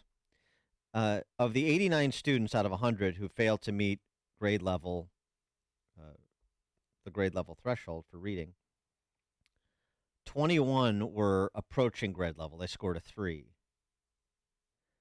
21. So that's 11 at grade level and 21 approaching grade level. The other 68 students, 27 scored a 2 and 41 scored a 1, the lowest possible score. So 40% of black children in CPS are what does that translate to, and how many grades behind grade level their competency is? I don't know, but it's a long way. I mean, they're not close. 40%, 30 grand per year. 11% at grade level. 20% at grade level overall in a system of, they say, 300,000 kids. Let's say it's 250 and declining for obvious reasons. Maybe they have a case. Maybe the deprivation of access to a quality education, I could be convinced to support a class action lawsuit against Chicago Public Schools or New York City schools where choice is not available, and in fact it's opposed by these same institutions that are getting paid out millions of dollars because of their incompetence. For more on this, Steve Moore, economist, author of Govzilla, joins us. Steve, thanks for being with us. Appreciate it. Well, good morning, guys. I was just listening to your discussion about this. I had not heard about this. I mean, it makes me physically ill. I mean, really, you're going to put Herman Grimm in front of a classroom? No, you're not. You're going to give him $2 million because he's not competent to be in front of a classroom. Right. I mean, it is. And who are the victims of this progressive lunacy? It is those children in the classroom who are being denied. Why don't look? I've always been in favor of paying great teachers more money. I think great teachers are truly worth their weight in gold. The problem is that these public schools are filled with incompetent teachers that are also getting just as much as the ones who are fantastic and do their job and prepare our kids for life. But this is unbelievable that these teachers that can't pass a basic how can someone who can't pass a test teach a subject? Is this lunacy? Well, they've been marginalized and they're interlocking systems of oppression and so forth. Yeah. But okay, sure. Even if that were true, I mean, even if that were true, so you're going to put you're going to put that incompetent person in front of a classroom, and who are the people who are going to be the victimized are the kids. The kids, of course, and it's putting kids last, and this is why this whole idea of everybody's a victim and everybody needs to be. I mean, the same thing in Philadelphia. I was looking at the scores there. The average SAT score for the average teacher in the Philadelphia school system is like way, way, way below what the average school is for the average kid going into college. So we should have the best and the most talented people teaching our kids, not the most incompetent. What was that old line, that Bill Murray used, that people can't teach or can't do teach, and people can't teach PE. I mean, it's really gotten to that point where the dumbest people are the people who are teaching. And again, I remember, I don't know about you, Amy, I remember there were 4 or 5 teachers in my, when I was growing up that made a huge difference in my life. Oh, you still know their names. Miss Yes, Simbaroff, Miss exactly. Dandelis. I remember her. She's a great teacher, and Howard Dickman, who was my, history teacher, who loved American history, and I got so into. I mean, he inspired me and so many other people. Those are the kind of people, folks, we need to have in front of the classroom. Not people. Oh, he's a victim. She has to teach because she's a LGBTQ, and he's got to teach because he's Asian, and come on. I mean, really, this is craziness. Well, doesn't that speak to? I know this is fundamentally a state and local issue, but I mean, in terms of vision, it's a national issue, and that is school choice, which is where you're getting to. And there's limited things you can do at the federal level, but it seems to me the Republican Party, whether you're running for federal or state and local offices next cycle, that school choice needs to be central, and particularly in swing states where you have Democrats that are the modern-day Orville Faubuses at the schoolhouse door, like Cooper in North Carolina and Shapiro in Pennsylvania, Pritzker in Illinois. Those are in swing states. But Evers in Wisconsin, seems like there's real opportunity there. Yeah. So I want to make sure, thank you for mentioning it, that people go to Committee to Unleash Prosperity website and see our ad that we're running around the country, which basically, I think you've probably seen it, Dan and Amy, where the opening scene of that ad is George Wallace, exactly 60 years ago this summer, infamously standing in front of the school doors in Alabama, saying segregation now, segregation tomorrow, segregation forever, and not letting the black children in the better schools.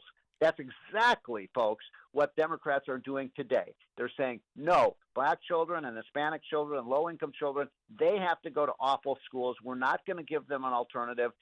Only, rich white parents who have the opportunity to opt out of the public schools are going to get a great education. But, you should see this ad, folks. It is hard-hitting. And incidentally, all these people that you just mentioned, the governor of Shapiro of Pennsylvania, the governor of Roy Cooper of North Carolina, Nancy Pelosi, Joe Biden, all these people who oppose school choice, guess where they went to school themselves or where they sent their kids to school? Right. Oh, right. Of course. It's the hypocrisy. They're the biggest hypocrites I've ever seen.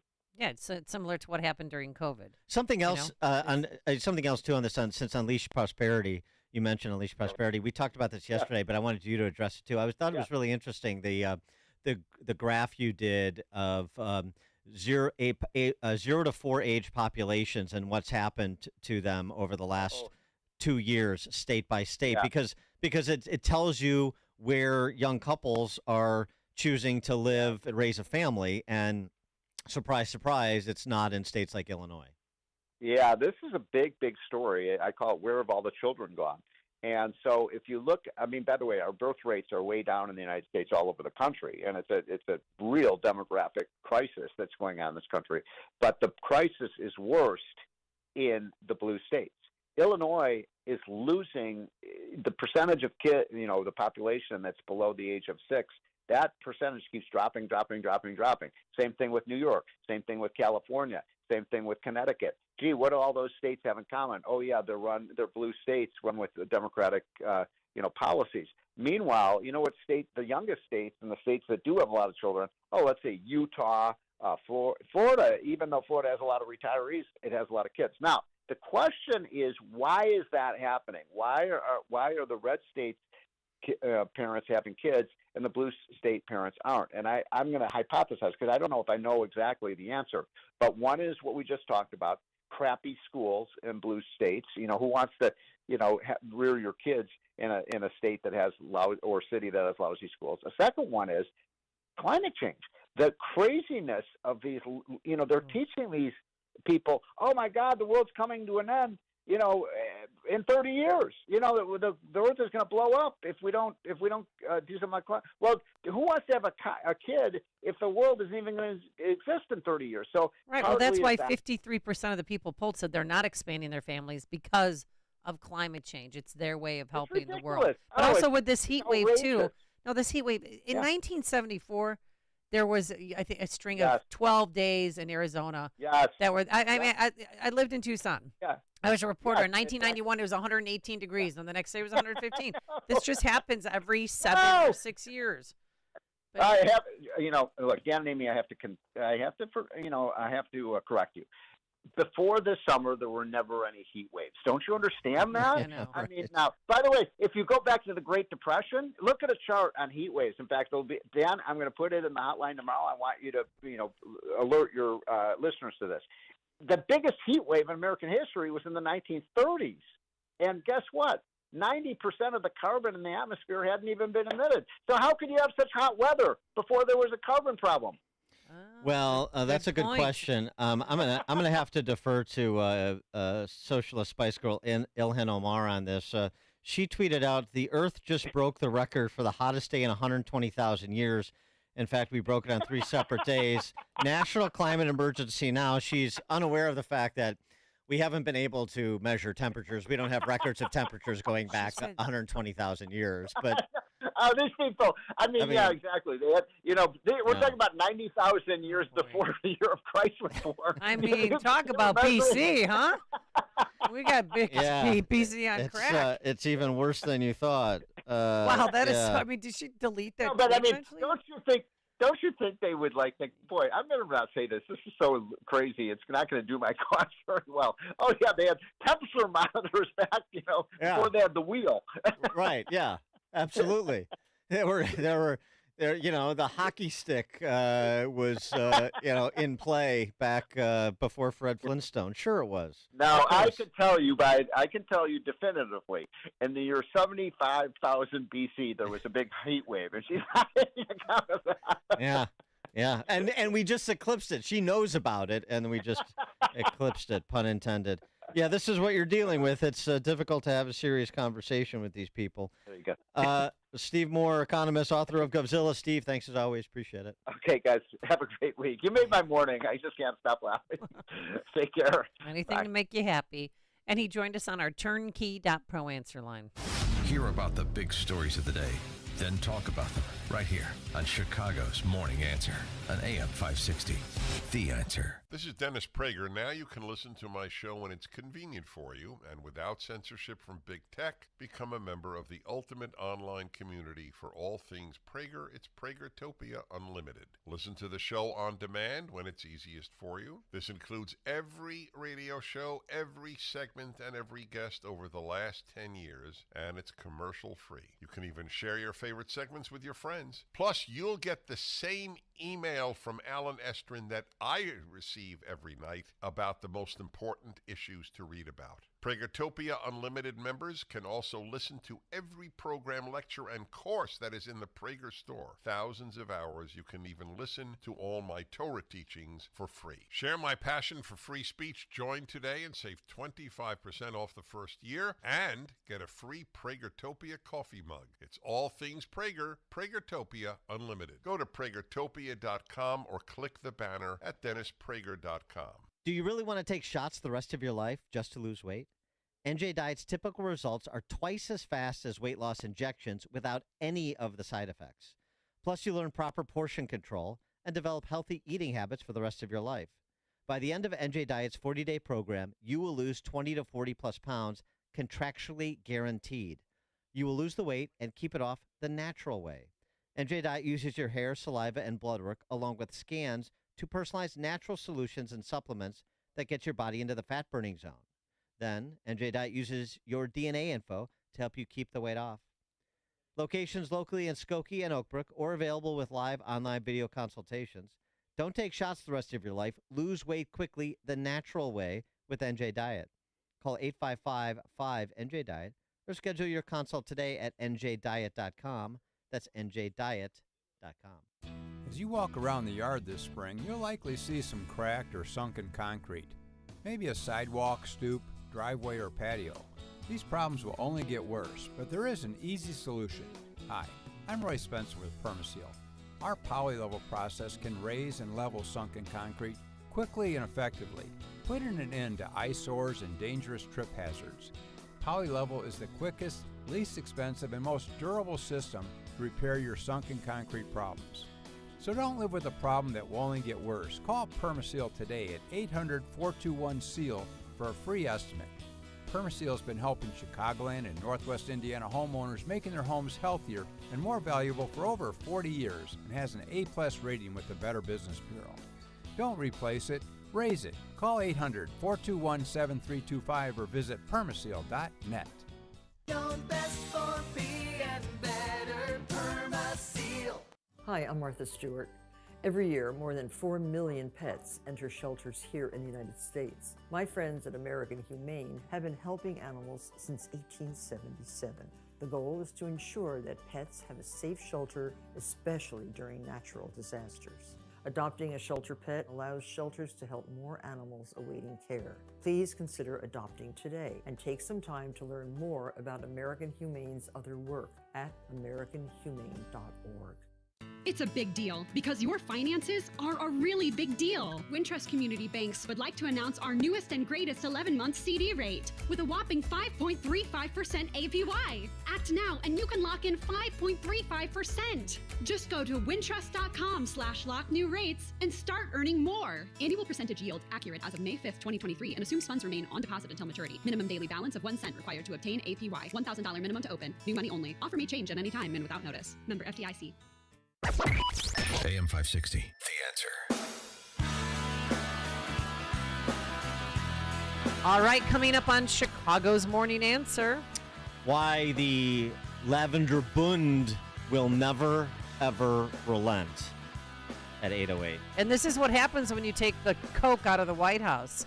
It's now 8 a.m. WIND Chicago. Is another Trump arrest looming? I'm Dave Anthony, Fox News. The former president seems to think so, calling it election interference. What they're doing, like with the Department of Justice, they've totally weaponized it. It's weaponized like we've never had this before. He was at a Fox's Hannity town hall after news broke that the former president's the target of an investigation into efforts to overturn the 2020 election and the Capitol riot. Now, Congressman Pete Aguilar, who has served on the Democrat-led committee that investigated January 6th, says, "We said time and time again our focus was to seek the truth and to make sure that there's accountability." As for the classified records case, a judge at a hearing signaled a December trial target may be unlikely. The former president claims, I'm protected by Presidential Records Act, and they come up with this obscure, crazy theory, a madman theory. This guy is a deranged prosecutor who's had tremendous failures all over the place. He's a nasty, horrible human being. House Republicans will hold a hearing today into the Hunter Biden tax evasion investigation. 2 IRS whistleblowers will testify. One is still not named. Here's a bit from his opening statement, not mincing words, quote, Hunter Biden should have been charged with a tax felony and not only the tax misdemeanor charge. Prosecutors did not follow the ordinary process, slow-walked the investigation, and put in place unnecessary approvals from roadblocks. Fox's Lucas Tomlinson, the Oversight Committee's top Democrat, Jamie Raskin, claims the only political interference is a Republican assault on the rule of law. North Korea's test launched 2 more missiles after a nuclear-armed U.S. submarine docked in South Korea. An American soldier remains detained in North Korea after Travis King crossed the border willingly. King was on his way back to the U.S. to face disciplinary action when he sneaked out of the airport. He's already been fined for damaging a South Korean police car and spent time in jail there for assaulting a civilian. It said he did not want to return to America. His mother, however, in Racine, Washington, reportedly said, I can't see Travis doing anything like that. That's Greg Palcott. America's listening to Fox News.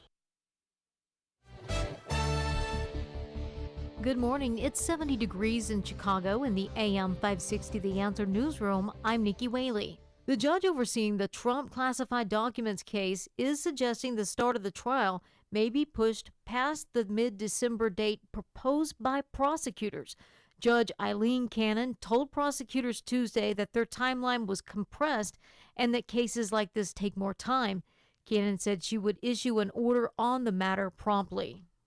More details are being revealed about the investigation into allegations of Chicago police sexual misconduct involving migrants. The leaders of the Civilian Office of Police Accountability says the probe is ongoing. But I can confirm that to date, we have not identified any migrants claiming to be the victim of sexual assault or any form of sexual misconduct by CPD members.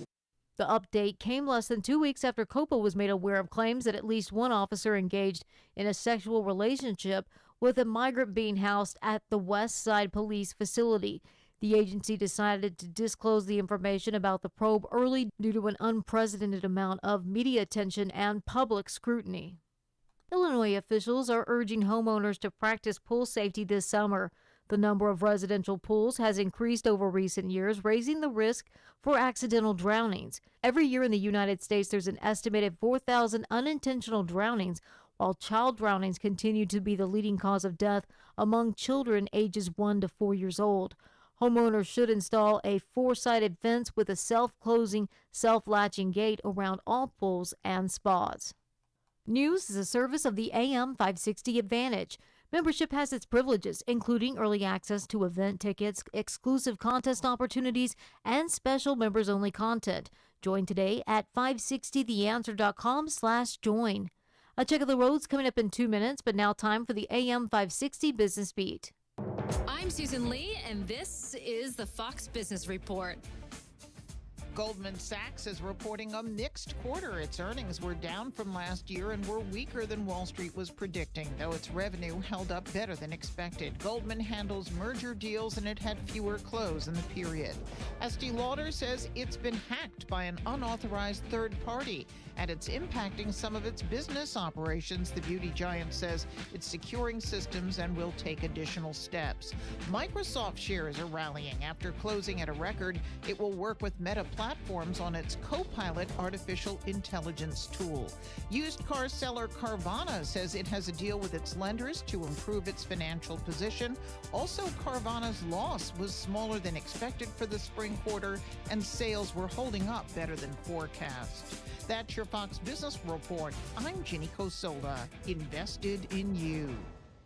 Charlie Kirk sees an abuse of power. The state of our media and our regime at this point, their modern-day Pravda, standing up to demand more censorship. The very same agencies that Republicans like Lindsey Graham and others created post 9/11 are now being used against patriots who dare challenge the regime. The Charlie Kirk Show, afternoons at 1, right before Sebastian Gorka at 3 on AM 560. The Answer. Worried about basement flooding? It's time to call Permaseal Basement Systems at 800-421-7325. Hey everybody, Charlie Kirk here. Freedom Square is an unbelievable service designed to unite freedom-loving Americans. I know these guys. They love their country and they're doing an amazing job. You can log on now to create your free personalized dashboard. All of your favorite news sites, podcasters, all on one site, all at your fingertips. Sign up your business right now at freedomsquare.com and start connecting with freedom-loving Americans. Look, people want businesses they can support. You want to know the good guys from the bad guys. That's freedomsquare.com. Log on right now and create your personalized dashboard. Join us in the fight, so check it out. freedomsquare.com. Freedom lives here. Let's welcome our new Freedom Square Business Network members. Freedom's Journal Institute, Good Ranchers, Bull Valley Golf Club, and GiveSendGo.com. It's time to unite and vote with your dollars. Download the Freedom Square app and register your business right now at freedomsquare.com and start connecting with patriots. Freedom Square. Freedom lives here.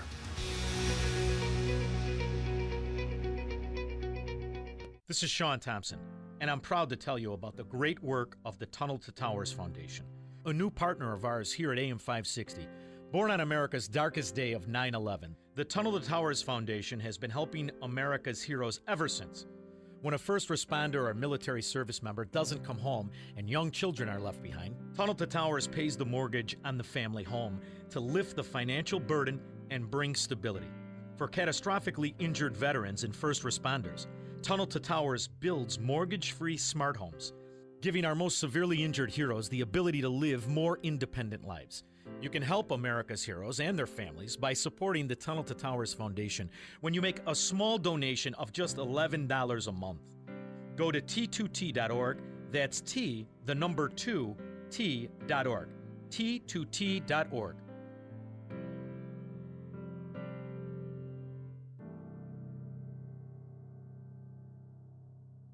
Hi, I'm Martha Stewart.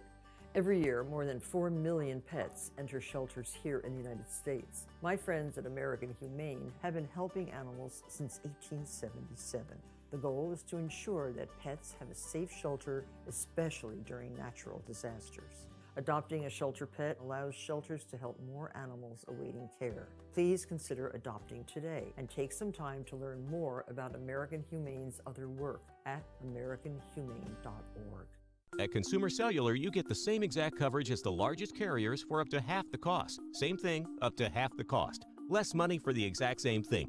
Hope this is clear enough. Consumer Cellular. When freedom calls, they're here to answer. Switch today and get a second month of service for free. Go to consumercellular.com/free month and enter promo code free month. Half the cost savings based on cost of Consumer Cellular single line 5 gigabyte data plan and unlimited talk and text compared to lowest cost single line postpaid unlimited talk, text, and data plans offered by T-Mobile and Verizon May 2023. Promotion subject to terms and conditions. In the Team Hochberg Traffic Center, I'm Jill Urchak taking a look at the roads. Northbound I-65 is stalled right at US 30, blocking the right lane. It's tight into that scene. Also, eastbound 8094, sluggish climb to Chase with a crash in the right lane. Solid conditions northbound on the Veterans Memorial Tollway as traffic comes to a stop from the Army Trail Toll Plaza to 290, and that again all due to a crash. Elsewhere on the inbound Edens, 30 minutes, Lake Cook Road to Montrose, Kennedy, hour 15 in from O'Hare to downtown, and the Eisenhower pretty much the same, hour and 15, 390 into the post office. Stevenson inbound trip 55, 355 into DuSable Lakeshore Drive. Inbound Dan Ryan, 25 minutes, 95th on in. I-57 inbound type 127th to Halsted with a crash. Traffic is a service of Cabino Environmental. If you need an expert that can come in and clean up that fuel spill, visit CabinoEnvironmental.com. Their environmental response team will come to the rescue. Get help at CabinoEnvironmental.com. Chicago's Morning Answer continues next, but now check out your forecast from the National Weather Service. Sunshine today, the high at 84. More humid tonight, partly cloudy, low 69. Sun and clouds, thunderstorm in the area tomorrow. That'll be mainly early. Breezy day, high 87. Sun and clouds on Friday, the high is 79. I'm Steve Williams on AM 560, The Answer. Get the latest weather, traffic, and news updates online at 560theanswer.com. Listen to AM 560 The Answer online at 560theanswer.com, on the AM 560 mobile app, on your Alexa-powered smart speaker, and on TuneIn, iHeart, and on Odyssey. Now, from the Signature Bank Studios, this is Chicago's Morning Answer with Dan Proft and Amy Jacobson on AM 560 The Answer.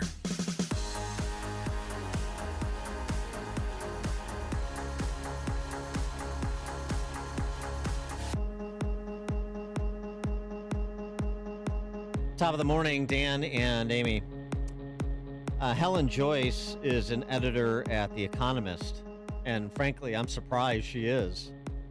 You'll understand why in a moment. She did an interview with Peter Boghossian, who was formerly a professor at Portland State. We've had him on the show before. He was involved in that just most excellent grievance studies hoax. Remember where they came up with scholarly papers like Hitler's dog was gay, and they were actually published in these academic journals to show how unserious these academic journals are, how they will publish anything if it fits into, the identitarian box of promoting a designated marginalized group and so forth. It was really excellent. They're hilarious papers. They got published. Anyway, so Boghossian sits down. He since left Portland State, basically forced out because, well, you know what college campuses are like. Right. He sits down with Helen Joyce, who's an editor at The Economist, and they're talking about trans in particular.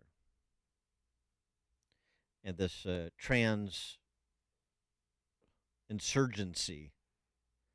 And Helen Joyce makes a couple of key observations about why it cannot be ignored, because it will not stop. It will not stop. And it just takes one to turn an organization upside down. Take a listen to what Helen Joyce has to say. Something that you may not have thought of is that there's a lot of people who can't move on this, because that's the people who've transitioned their own children. So those people are going to be like, the Japanese soldiers who were on Pacific Islands and didn't know the war was over. Right. They've got to fight forever. This is another reason why this is the worst social contagion that we'll ever have experienced. A lot of people have done the worst thing that you could do, which is to harm their children irrevocably because of it. Those people will have to believe that they did the right thing for the rest of their lives, for their own sanity and for their own self-respect. So they'll still be fighting. And each one of those people destroys entire organizations and entire friendship groups. Like, I've lost count of the number of times that somebody has said to me of a specific organization that has got turned upside down on this. Oh, the deputy director has a trans child, or, oh, the journalist on that paper who does special investigations has a trans child, or whatever. The entire organization gets paralyzed by that one person, and it may not even be widely known at the organization that they have a trans child, but it will come out. Like, people will have sort of said it quietly, and now you can't talk truth in front of that person, and you can't. Because what you're saying is, you as a parent have done a truly, like, human rights abuse level of awful thing to your child that cannot be fixed. There are specific individuals who are really actively against women's rights here, and it's not known why they are, but I happen to know through the back channels that it's because they've trans their child. And so those people will do anything for the entire rest of their lives to destroy me and people like me, because people like me are a standing reproach to them. I don't want to be. I'm not talking directly to them. I don't spend my time bitching about them. But the fact is that just simply by saying we will never accept NATO males in women's spaces, well, it's their son that we're talking about. And they've told their son that he can get himself sterilized and destroy his sexual function, and women will accept him as a woman. And if we don't, there's no way back for them and their child. They've sold their child a bill of goods that they can't deliver on. And I'm the one who has to be bullied to try to force me to deliver on it. So those people are going to be the people who will keep this bloody movement going, I'm sorry to say, because they've everything to lose. And it's a fight to the death as far as they're concerned. 312-642-5600, Turnkey.pro answer line. 64636-DA, Turnkey.pro text line. What do you think? Have you experienced that? What she's talking about, like what's apparently happened at The Economist, the people that are anti, feminists because they have, because they've trans their child, as they say, and so she knows this from back channels and the rumors that happen in an office setting and so forth. But have you experienced this in your organization? What she's talking about, or your friend group, where you're talking about, just takes one. And because they have committed this act, there is no coming back from it. She's right. They're all in. And it's a fight to the death, because they have to justify in their own minds and to their kid that what they sanctioned was loving, was the right thing.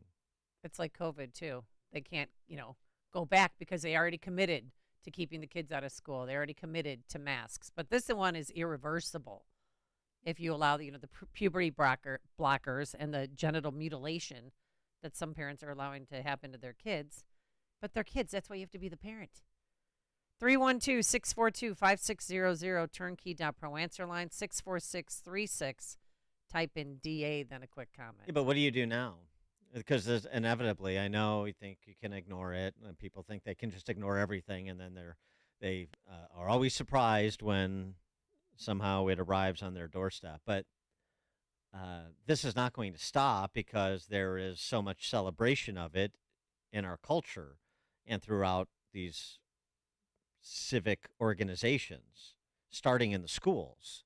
So it's not going to stop. So it's going to happen, and if it doesn't happen to you, it's going to happen to your kid. You're going to be confronted by this. They're not going to give up. They're not going to say, mea culpa. Well, they're not going to say, live and let live. They're not going to say, it's okay if you don't want to recognize my son as a girl. It's okay if you don't want to refer to my son as she or they or Z or whatever the hell. Or dash. They're not going to do that. So now what do you do? Now what do you do? You can't wish it away. Per what Helen Joyce is saying, it's in some respects probably the closest approximation to it. I mean, is abortion. I've said this for years. I said one of the things that you have to recognize is that after 60 million abortions in 50 years. That's a lot of women who have an abortion. And so they're invested in believing that they did the right thing or the right thing for them, or it's just a choice. And which is why the pro-life movement shouldn't be in the business of demonizing women who have an abortion. It should be a hospital that helps women to repair themselves, as I've always said. It's not about demonization. It's about saying, I understand, I can't agree with what you did, but it doesn't mean you should be banished from civil society. We want you to, follow the light, as it were. Same thing with respect to trans, but I don't think you're going to get so many people to follow the light any more than you have a lot of women who've had an abortion or men who've paid for abortions for women follow the light, because it's a repudiation of the choices they made. Very difficult for people to. I made a huge mistake. I made a fundamental error that hurt myself, my child, my family, others. People don't want to confront that. And when you have an entire culture and one of the political parties saying, not only is it an acceptable choice, you're courageous for making it. You're striking a blow for feminism by making it. You're striking a blow for the LGBTQ two-spirit plus community, marginalized as they are, by doing it. Now do you see what you're going to be confronted with? If you haven't already been, if you haven't already lived what Helen Joyce has lived and is saying. Such a key point. Phone lines are jammed, but keep calling 312-642-5600. Mac in the 219. So cool. Just out of curiosity, how old is that audio tape of that woman? It's recent. I don't have the exact date. Well, Louisiana just overturned the governor's veto of a ban on this trans crap for young kids. So, meaning the kids in Louisiana are safe. I would agree with that woman, let's say a year ago, but I think this whole trans thing has jumped the shark. And the reason is you're not seeing people taking a trans kid and putting them on stage anymore and going, look how good I am. They're kind of moving back into the dark corners of their lives and going, maybe we made a mistake, but we're not going to admit it. And I would agree with that. But I got 70 billion reasons from Walt Disney, Anheuser-Busch, and Target on why this trans stuff has jumped the shark, so to speak. People have gone, hey, you can't change the sex. It's medically impossible. Your plastic surgery with makeup, and you're ruining the lives of your kid, because you'll never find a family with two trans kids in them, because they know they screwed up the first time. The second one, they wouldn't even think of doing it now.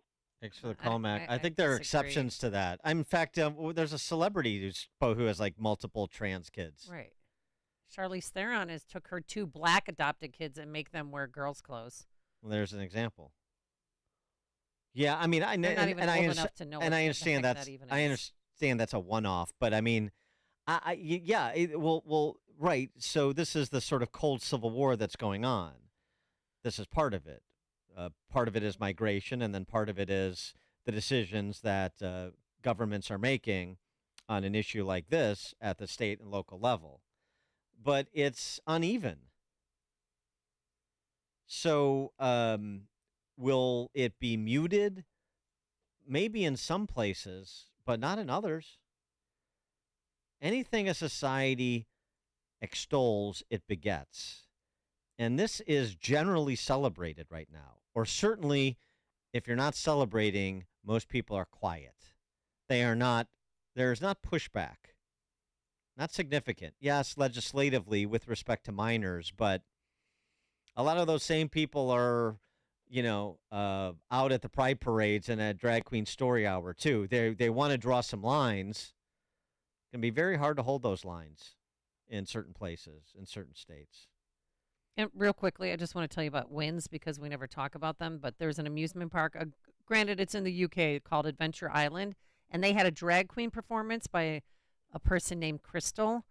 And it was a pride event that children witnessed that was explicit. It was disgusting. It involved sex acts. It's on Libs of TikToks if you want to see it. But this is what the owner came out and he said, This is never going to happen again. The grinding act that was a non-starter, as we are ostensibly a family park, and that is just not family entertainment. Rest assured, we will not be rebooking this act or participate in any future Pride celebrations.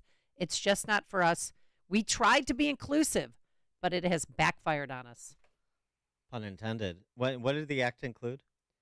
Can I say it? Yeah. It was a black dildo, and then whatever, was stroking it and ejaculated on the audience and the kids. And right in front of their version of It's a Small World. It was a family event. And they billed it as a family gathering. Family friendly. Family friendly. Absolutely. And it was not, but I love when he said, we tried to be inclusive, but it has backfired us, and no more Pride events at that ever. What's They're not staying family out of it. friendly about an ejaculating dildo? Right? By the way, the problem with that is, I mean, you watch the video. So disgusting. Yeah. It's disgusting. Yeah, but the problem with that is all of those parents who were there with their kids knowing they were about to see a drag queen. Yeah. That drag queen took it to extreme lengths, which is why there is the recoiling and the statement from the park and so forth. But they were there with their kids for the show. And then the show, one person did get up and walk away. and the show got a little more than they bargained for. But what was the premise they're starting from? Drag queens are fun. I want my kid to see a scantily clad man pretending to be a woman gyrating on a stage. That's not sexual. That's family fun, family friendly. So that's a modest win, I would say. It's still, and of course British culture is just as corrupted as American culture. It's throughout the West. Joe in Plainfield, you're on Chicago's Morning Answer. Hey, I just want to tell you that I was personally affected by this. I'm the second of 13 children. My youngest brother married a psychologist, and she turned her second son into a woman, and supposedly, and it just tore our whole family apart. Yeah, that's exactly what Helen Joyce said, because now you can't speak the truth around those individuals. You can't speak the truth around those parents or their son.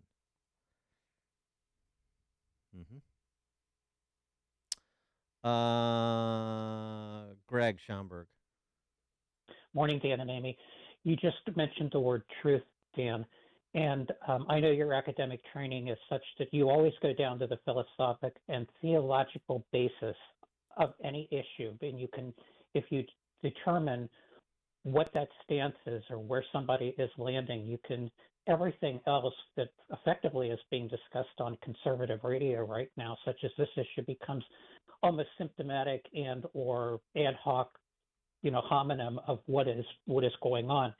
And I just would like to suggest, and I know you've played this before, I think it was Victor David Hanson that said that Obama was probably the most consequential president in American history because what he did is he made everything equal. And by making everything equal in terms of values, you have no values. And why Obamacare was so significant is because what that did is it put a utility basis on human life, be it abortion, be it whatever, and you combine the valuelessness and the utility, and it becomes, a push come shove in society as to what it is that is going to be the dominant value system within our country, or not a value system, but just the ruling elite. And you see that in our state most dominantly. Thanks for the call, Greg. Good call. Grant in Rockford. Good morning, you guys. That woman was great, but I got to tell you, it's a little early for ejaculating dildo talk on the radio. Yeah, we like to save that till the 8:30, but yeah, Things got a little goofy today. Well, we finished early. Yeah. Dear. Oh. Come on. Little premature evacuation. Yeah, exactly. Okay. Premature. Okay, premature. that's one of those words I don't like. You said it. You're the You potty made mouth. me. You told me. Made you? What are you, a child? Make you do anything. You loved it. All right, sorry. Go ahead. But anyway, the woman you had doing the speech at the beginning, she hit the nail on the head. I'd never really thought about it that way. I have family out in California, out in the heart of Berkeley, and these are educated doctors. They worked for Roche and the cancer research and all that. And your first caller, I got to tell them, they didn't learn their lesson with the first one. They let their little girl, before she was 16, she got a double mastectomy. When my grandmother died, she was at the funeral. She had a little stubby mustache. And then all of a sudden, the boy decided that he wanted to become a girl. So now the whole thing, and they will just defend it to the death. And they look at you like you have two heads. And I guess I never really thought that they chose the hill to die on, and that's where they're going to be. And they have to live with their decision to ruin those kids' lives. I mean, they didn't. I don't get it. You guys, you nailed it on the head. Good luck. Let's try and clean it up in the second hour. Yeah, thanks for the call, Grant. We were talking to Kim Strassel at 8:35, so we'll button it up a little bit here. Yeah. But this is also why people like Chloe Cole need to be silenced. This is also why they need to be pushed out of the conversation, because it exposes what other parents have done, what's happened to other children, what is happening. Remember what happened to Chloe Cole. Just tell the stories. Let people tell their stories. Chloe Cole told hers to Jordan Peterson. I'll never have my breast back.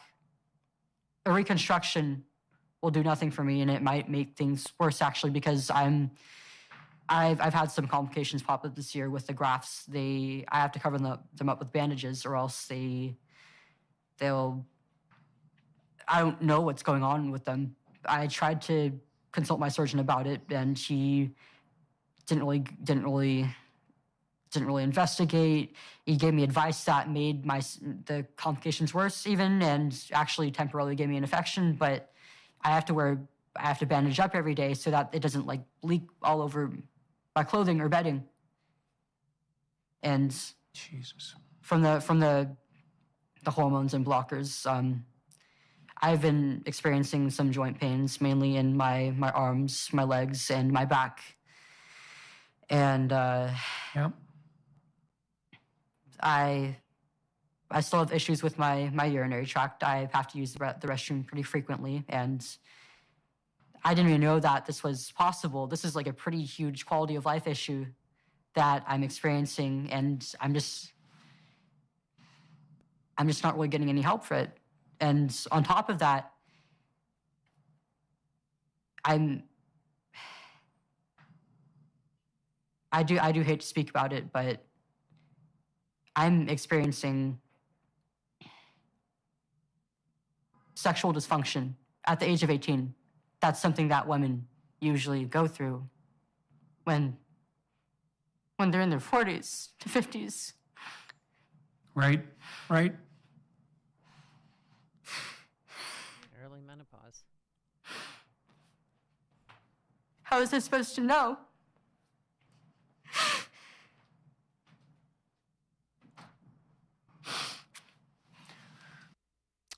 So you can't attack Chloe Cole, so you have to silence her.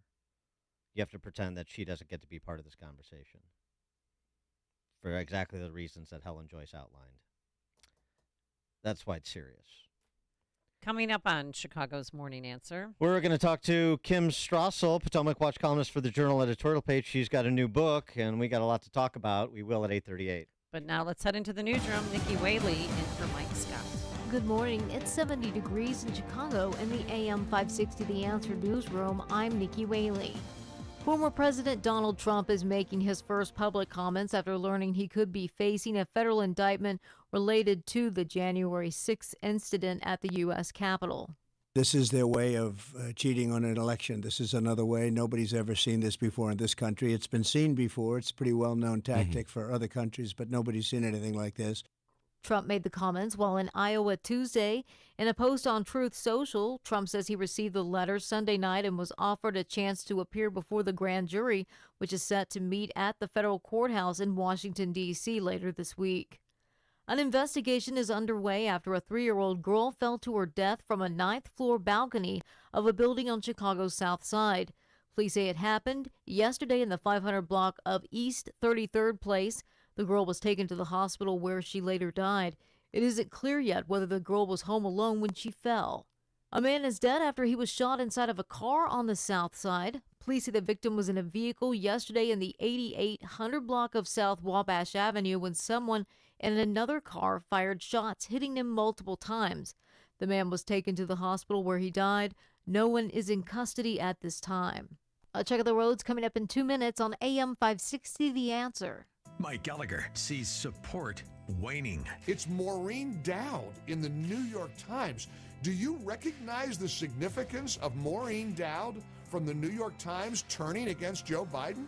Wow! You understand, these aren't conservative publications turning on him.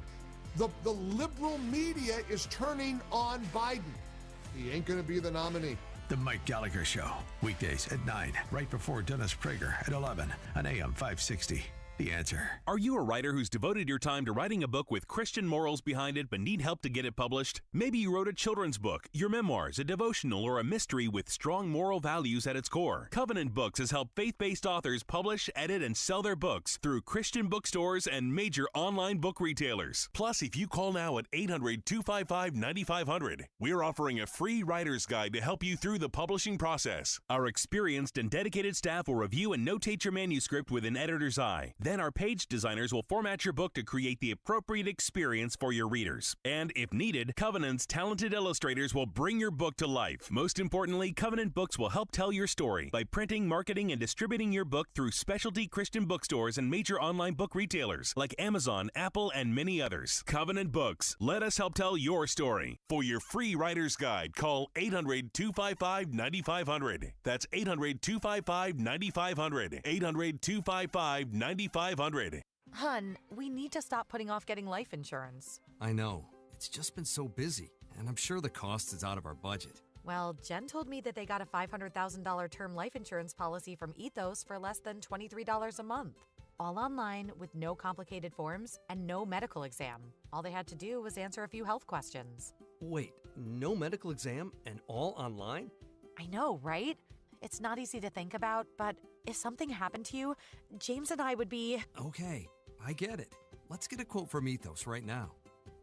Wow, you were right. There's no medical exam, and Ethos makes the whole online process fast and easy.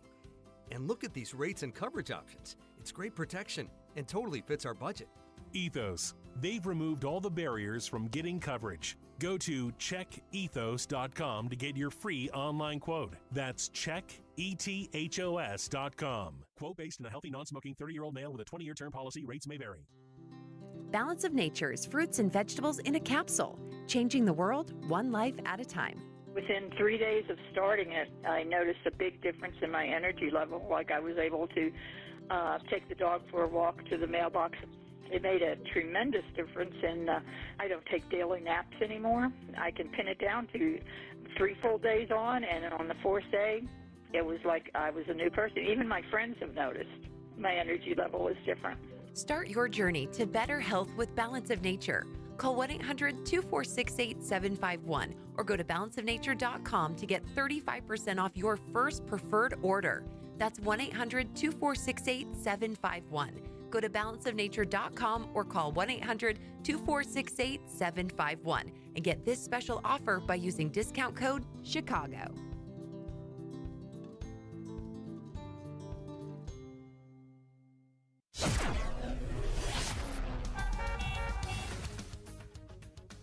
In the Team Hochberg Traffic Center, I'm Jill Urchak taking a look at the roads beginning with a crash in Woodridge at 75th and Woodward Avenue. Eastbound 8094 remains heavy. Klein to Chase with a crash in the right lane. Inbound Eden, it's 30 minutes. Lake Hook Road to Montrose. It's an hour and 40 in on the Kennedy. Yikes. From O'Hare to downtown, just heavy traffic. And the inbound Eisenhower, 1 hour and 10. 390 into the post office. If you're going in on the Stevenson, that's an hour, 355 into DuSable Lakeshore Drive. Dan Ryan, a half hour, 95th on in. Express lanes tightening up, 59th to the Stevenson. And delays continue along DuSable Lakeshore Drive and the Tri-State, both north and south. Also a crash northbound Veterans Memorial Tollway. That is right near 290, and that crash is blocking the left lane. This report is sponsored by Blindster.com. Blindster.com sells custom blinds designed for do-it-yourselfers. Unlike stock blinds offered at big box retailers, Blindster blinds are custom made for your windows and shipping is free. Don't hire an expensive pro, do it yourself and save big at Blindster.com. Chicago's Morning Answer continues next, but now a check of your forecast from the National Weather Service. Today mostly sunny. Our high today 84. Partly cloudy, humid night tonight, low 69. Sun and clouds, thunderstorm around mainly early tomorrow. The high 87. Periods of clouds and sun on Friday. The high Friday 79. I'm Steve Williams on AM 560. The Answer.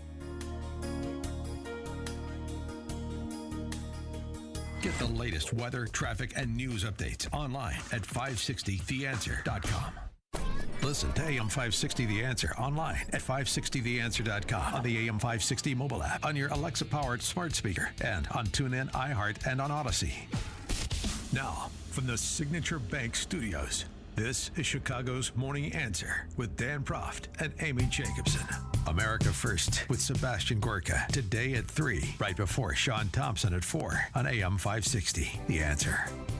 Top of the morning, Dan and Amy. So, former President Trump in Cedar Rapids, Iowa, doing a town hall with Sean Hannity last night, and of course, recounting the news out yesterday that he received another love note from Jack Smith on Sunday. Here's how that went. Note the response from the sizable audience convened in Cedar Rapids to the news. And you released on Truth Social earlier today that that you are a target of this January 6th grand jury. My first question to you is, it doesn't seem to bother you like I think it would bother so many other people. What is it about you that it doesn't? No, it bothers me. It bothers me for everybody in this incredible sold-out audience, and it bothers you. I got the letter on Sunday night. Think of it. I don't think they've ever sent a letter on Sunday night. And they're in a rush because they want to interfere. It's interference with the election. It's election interference. Never been done like this in the history of our country, and it's a disgrace. What's happening to our country, whether it's the borders or the elections or kinds of things like this, where the DOJ has become a weapon for the Democrats, an absolute weapon. And it seems that every time my polls, we're leading by a lot. And we're leading by a lot in a place called Iowa, a lot.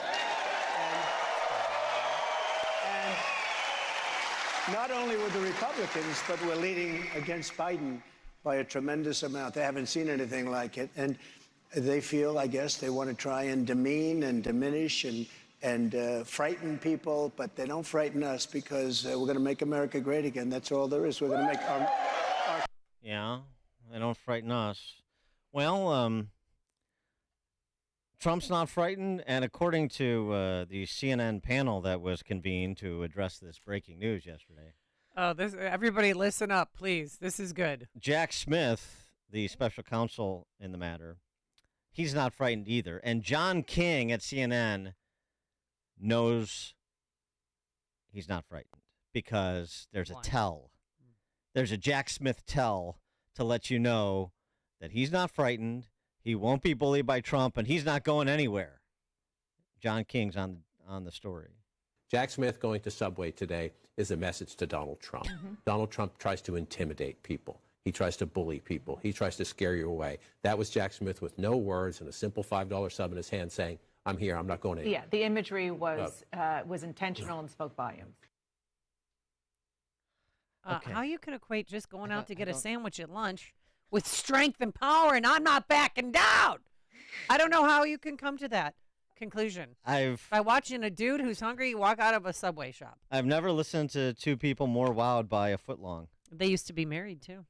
Kimberly Strassel joins us now. She is the Potomac Watch columnist for the Wall Street Journal editorial page. She is also the author of the new book, The Biden Malaise, How America Bounces Back from Joe Biden's Dismal Repeat of the Jimmy Carter Years. And that is out now, so pick it up.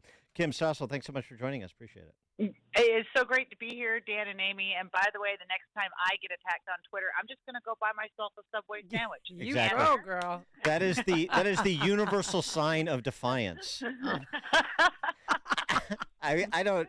Well, Take that, Che Guevara. So there. Yeah, exactly. Right. I mean, have you ever heard something so silly in your life? No, it was ridiculous. Look, I mean, this whole thing. I said all the way going back to impeachment. If Democrats were going to take the very unusual step of going down the impeachment road, you needed to have a charge or an accusation that was so overwhelming that you could convince 95% of the country that it was right. Obviously, they didn't. And the same goes here for Jack Smith. If you are going to take the unprecedented step of indicting a president, which he's done once, if you're going to do it twice, you better have a case that is so rock solid with evidence that is so compelling that you can convince 90% of the country, 95%. If you can't, it's going to be viewed as partisan, and that's that reaction you heard at that Trump town hall. Right, and the reporting on this is that the letter made reference to a few statutes, including witness tampering. So, to the question of does Jack Smith have more than just his speech on January 6th as the basis for any forthcoming indictment, the answer seems to be yes, though we don't know how compelling that's going to be. And if they're going to try to make the case that he's being indicted for attempting to overthrow the federal government, then it's going to be hard to make out because he doesn't have really any conspirators they can point to that have been prosecuted. I mean, so I don't see how they get from here to there, even if there are a number of statutes implicated. It just doesn't seem like they have the threat to our democracy, overturning an election, staging a coup attempt. I don't see how they get anywhere close to that being to making that argument persuasively. Well, it's the opposite of a rock solid case. I mean, this would be tenuous at best. This is not the kind of case where you want a special counsel, again, taking an unprecedented action. In some ways, I would just note, too, that, we're already starting to do this. Now we're going to start delving into the charges and the merits of the charges. When, to some degree, it almost doesn't matter because of my prior point, which is that if you're going to take these actions, you have to convince Americans that you're doing it for real reasons and not on the basis of politics.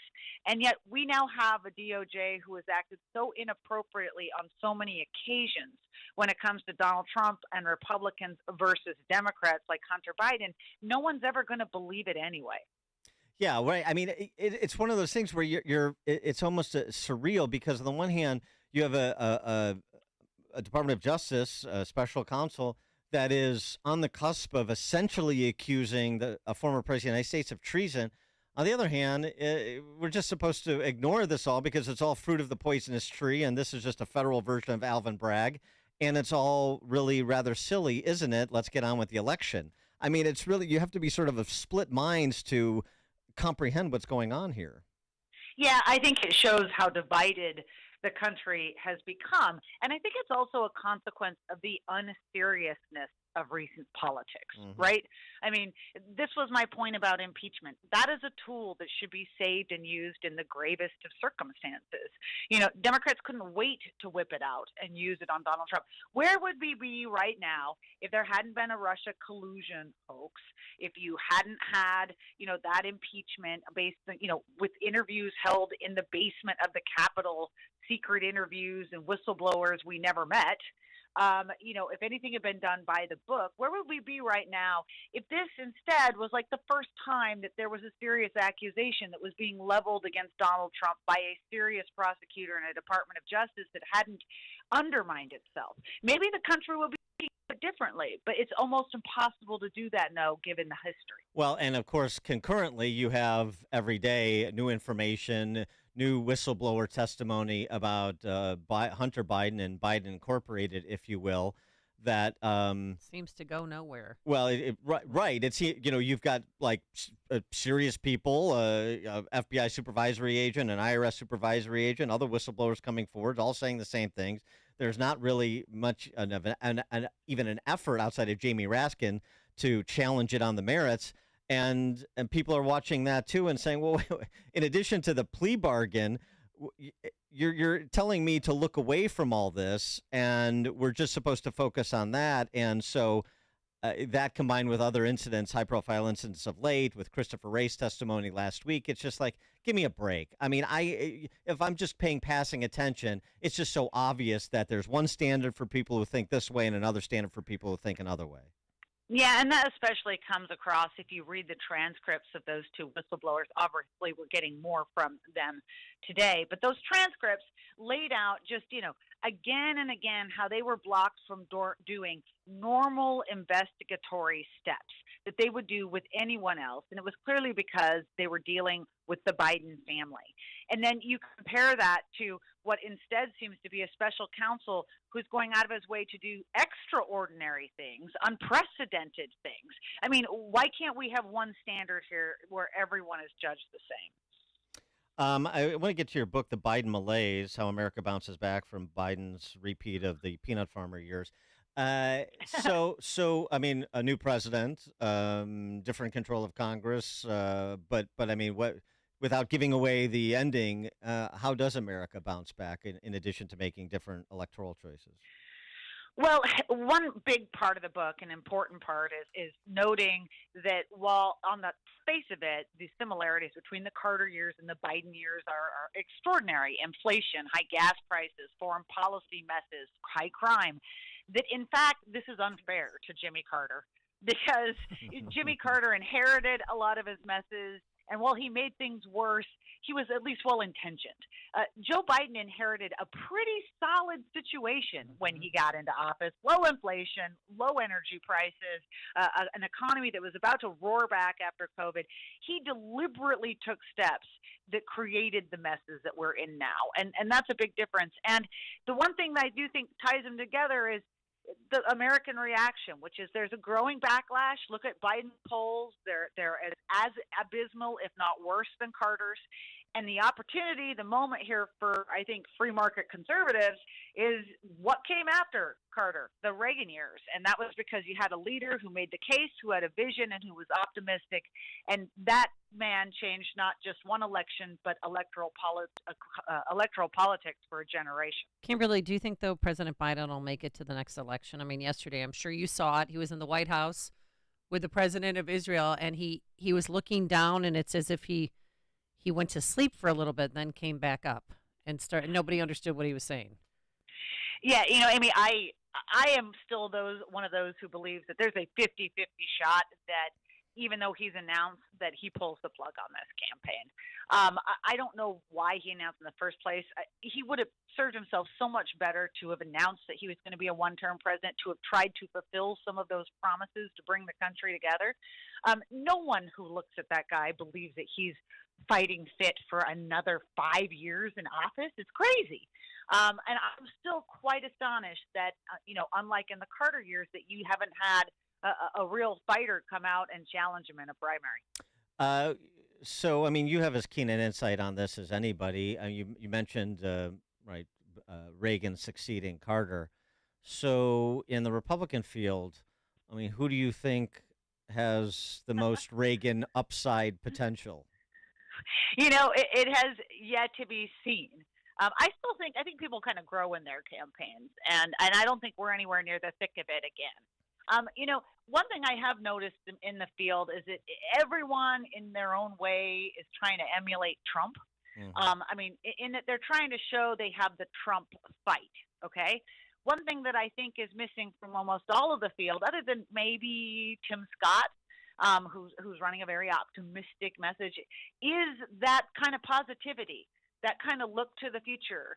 I think that sometimes people forget that it is possible to be very principled, to be tough, to not back down from a fight. I mean, that was Reagan. If you don't know the history, ask the air traffic controllers whether or not Reagan was willing to take on a fight. He was, but he did it with a smile, he did it with humor, and he did it by inviting in people from the other side. Making the party open its arms to anybody who wanted. And that's how we got Reagan Democrats, right? He was like, come on in, feel the water, see if you like it. I think there's whole swaths of the country that would like that invitation, but it remains to be seen if the GOP can come up with a candidate who can both be really principled but not alienate half the country. She is Kimberly Strassel, Potomac Watch columnist for the Journal editorial page. That's must read. And her new book is, as well, The Biden Malaise, How America Bounces Back from Joe Biden's Dismal Repeat of the Jimmy Carter Years.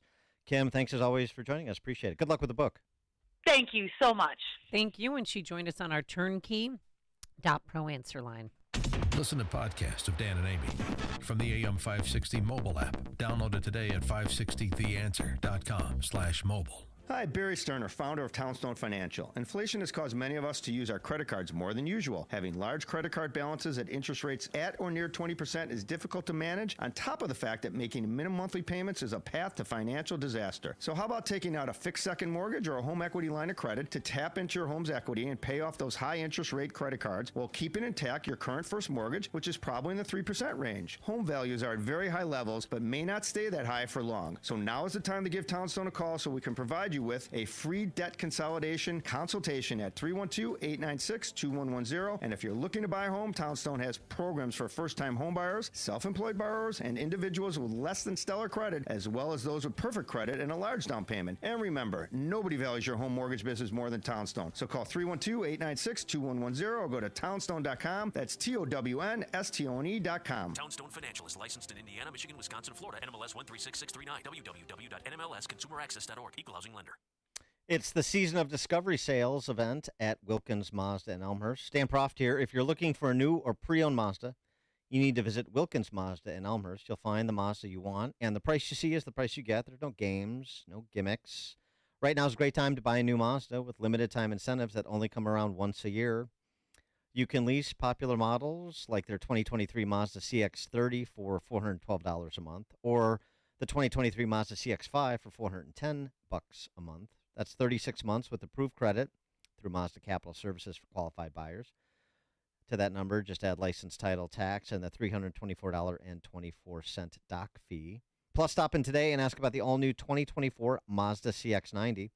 And to keep your Mazda running great all year round, schedule your next appointment online at WilkinsMazdaCars.com. Wilkins Mazda is conveniently located in Elmhurst off York Road and 290, just minutes from Oak Brook, downtown, and Schaumburg.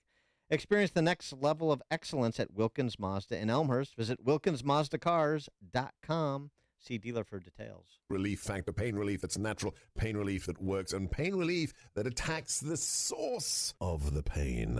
That's the experience of tens of thousands of Americans who are taking Relief Factor right now. See their incredible video endorsements at ReliefFactor.com and then order your 3-week quick starter pack for just $19.95. That's less than $1 a day. Find out if it can work for you like it works for me by ordering your 3-week quick starter pack today. ReliefFactor.com, ReliefFactor.com. Be the next success story. Attention, your money is now controlled by the U.S. government. Picture a world where your every purchase is monitored, tracked, and controlled by those in power to suppress the freedoms of those they see fit. My name is Jason Hansen. I become very focused on the impending rollout of the central bank digital currency. I've partnered with Advantage Gold to offer you a solution. Claim your free gold protection kit from Advantage Gold. Call 800-900-8000. That's 800-900-8000. Advantage Gold is not an investment advisor or a tax advisor. Building owners, property managers, and chief engineers. This one's for you. Hello, this is Bruce Diedrich with Waukegan Roofing, your professional roofer. Everything starts on top. Your investment, your building, and everything in it is protected by your roof. It needs to be in good shape. That's where we can help. If it needs to be repaired or replaced, or you think it might, call us. Let's find out. Here's the number. 847-623-1625. At Waukegan Roofing, our employees are union-trained roofing professionals with OSHA safety training certifications and have thorough knowledge and expertise regarding the various roofing systems we sell, maintain, and install. We know commercial roofing systems because that's all we do. Over 110 years of doing commercial roofs. Waukegan Roofing has the slogan, roofs you can rely on. Because you can. Here's the number to call, 847-623-1625. And get the info at WaukeganRoofing.com. WaukeganRoofing.com. If you're hiring, it can feel like you're trying to find a needle in a haystack. You can hope the right person comes along, or you can just use ZipRecruiter. And now you can try it for free at ZipRecruiter.com/free. In fact, ZipRecruiter has helped a lot of business owners find their needle in a haystack, like Marco, president of operations at Telly Tires and Auto Centers. Because Telly Tires has grown a lot in the last few years, Marco needed to hire everyone from a receptionist to a store manager to a head mechanic. ZipRecruiter helps me find all the right people, even the most difficult jobs to fill. ZipRecruiter helps me keep my business running. Take it from Marco and millions of other businesses who've used ZipRecruiter. ZipRecruiter can help you find the needle in the haystack. See why 4 out of 5 employers who post a job on ZipRecruiter get a quality candidate within the first day. And right now, you can try ZipRecruiter for free. That's right, free. At ZipRecruiter.com/free. That's ZipRecruiter.com/FREE. ZipRecruiter.com/free. ZipRecruiter, the smartest way to hire. This is an important notice to all U.S. taxpayers. The IRS is giving away billions of dollars in tax savings through a federal program called the Fresh Start Initiative to aid delinquent taxpayers. This initiative was established for anyone facing financial hardship and unable to pay their back taxes. Qualifying and enrolling in this program will stop all collections, settle your delinquent tax problem, and even reduce what you owe by thousands of dollars. Call the hotline at People's Tax Relief to see if you qualify and get this free information by dialing 800-548-6839. If you have unfiled tax returns or cannot afford to pay your personal or business back taxes, you can now get the help you need. One simple phone call can resolve your tax problem and save you thousands of dollars. To see if you qualify and to get this important free information, call 800-548-6839. 800-548-6839. 800-548-6839. AM 560, The Answer. By the way, I forgot to mention when you were carrying on about ejaculating dildos that that was my high school band name. Oh, okay, right. We were a Whitesnake cover band. Thanks to Justin Kosick, Quinn McCarthy. We're back here bright and early tomorrow morning at 5 a.m. Now into the newsroom we go. Here is Nikki Whaley. 2 IRS whistleblowers will soon get a Republican spotlight. I'm Dave Anthony, Fox News. They'll testify at a House hearing into the Hunter Biden tax evasion investigation that led to a misdemeanor plea deal. They allege there was political interference benefiting the president's son. Congressman Jim Jordan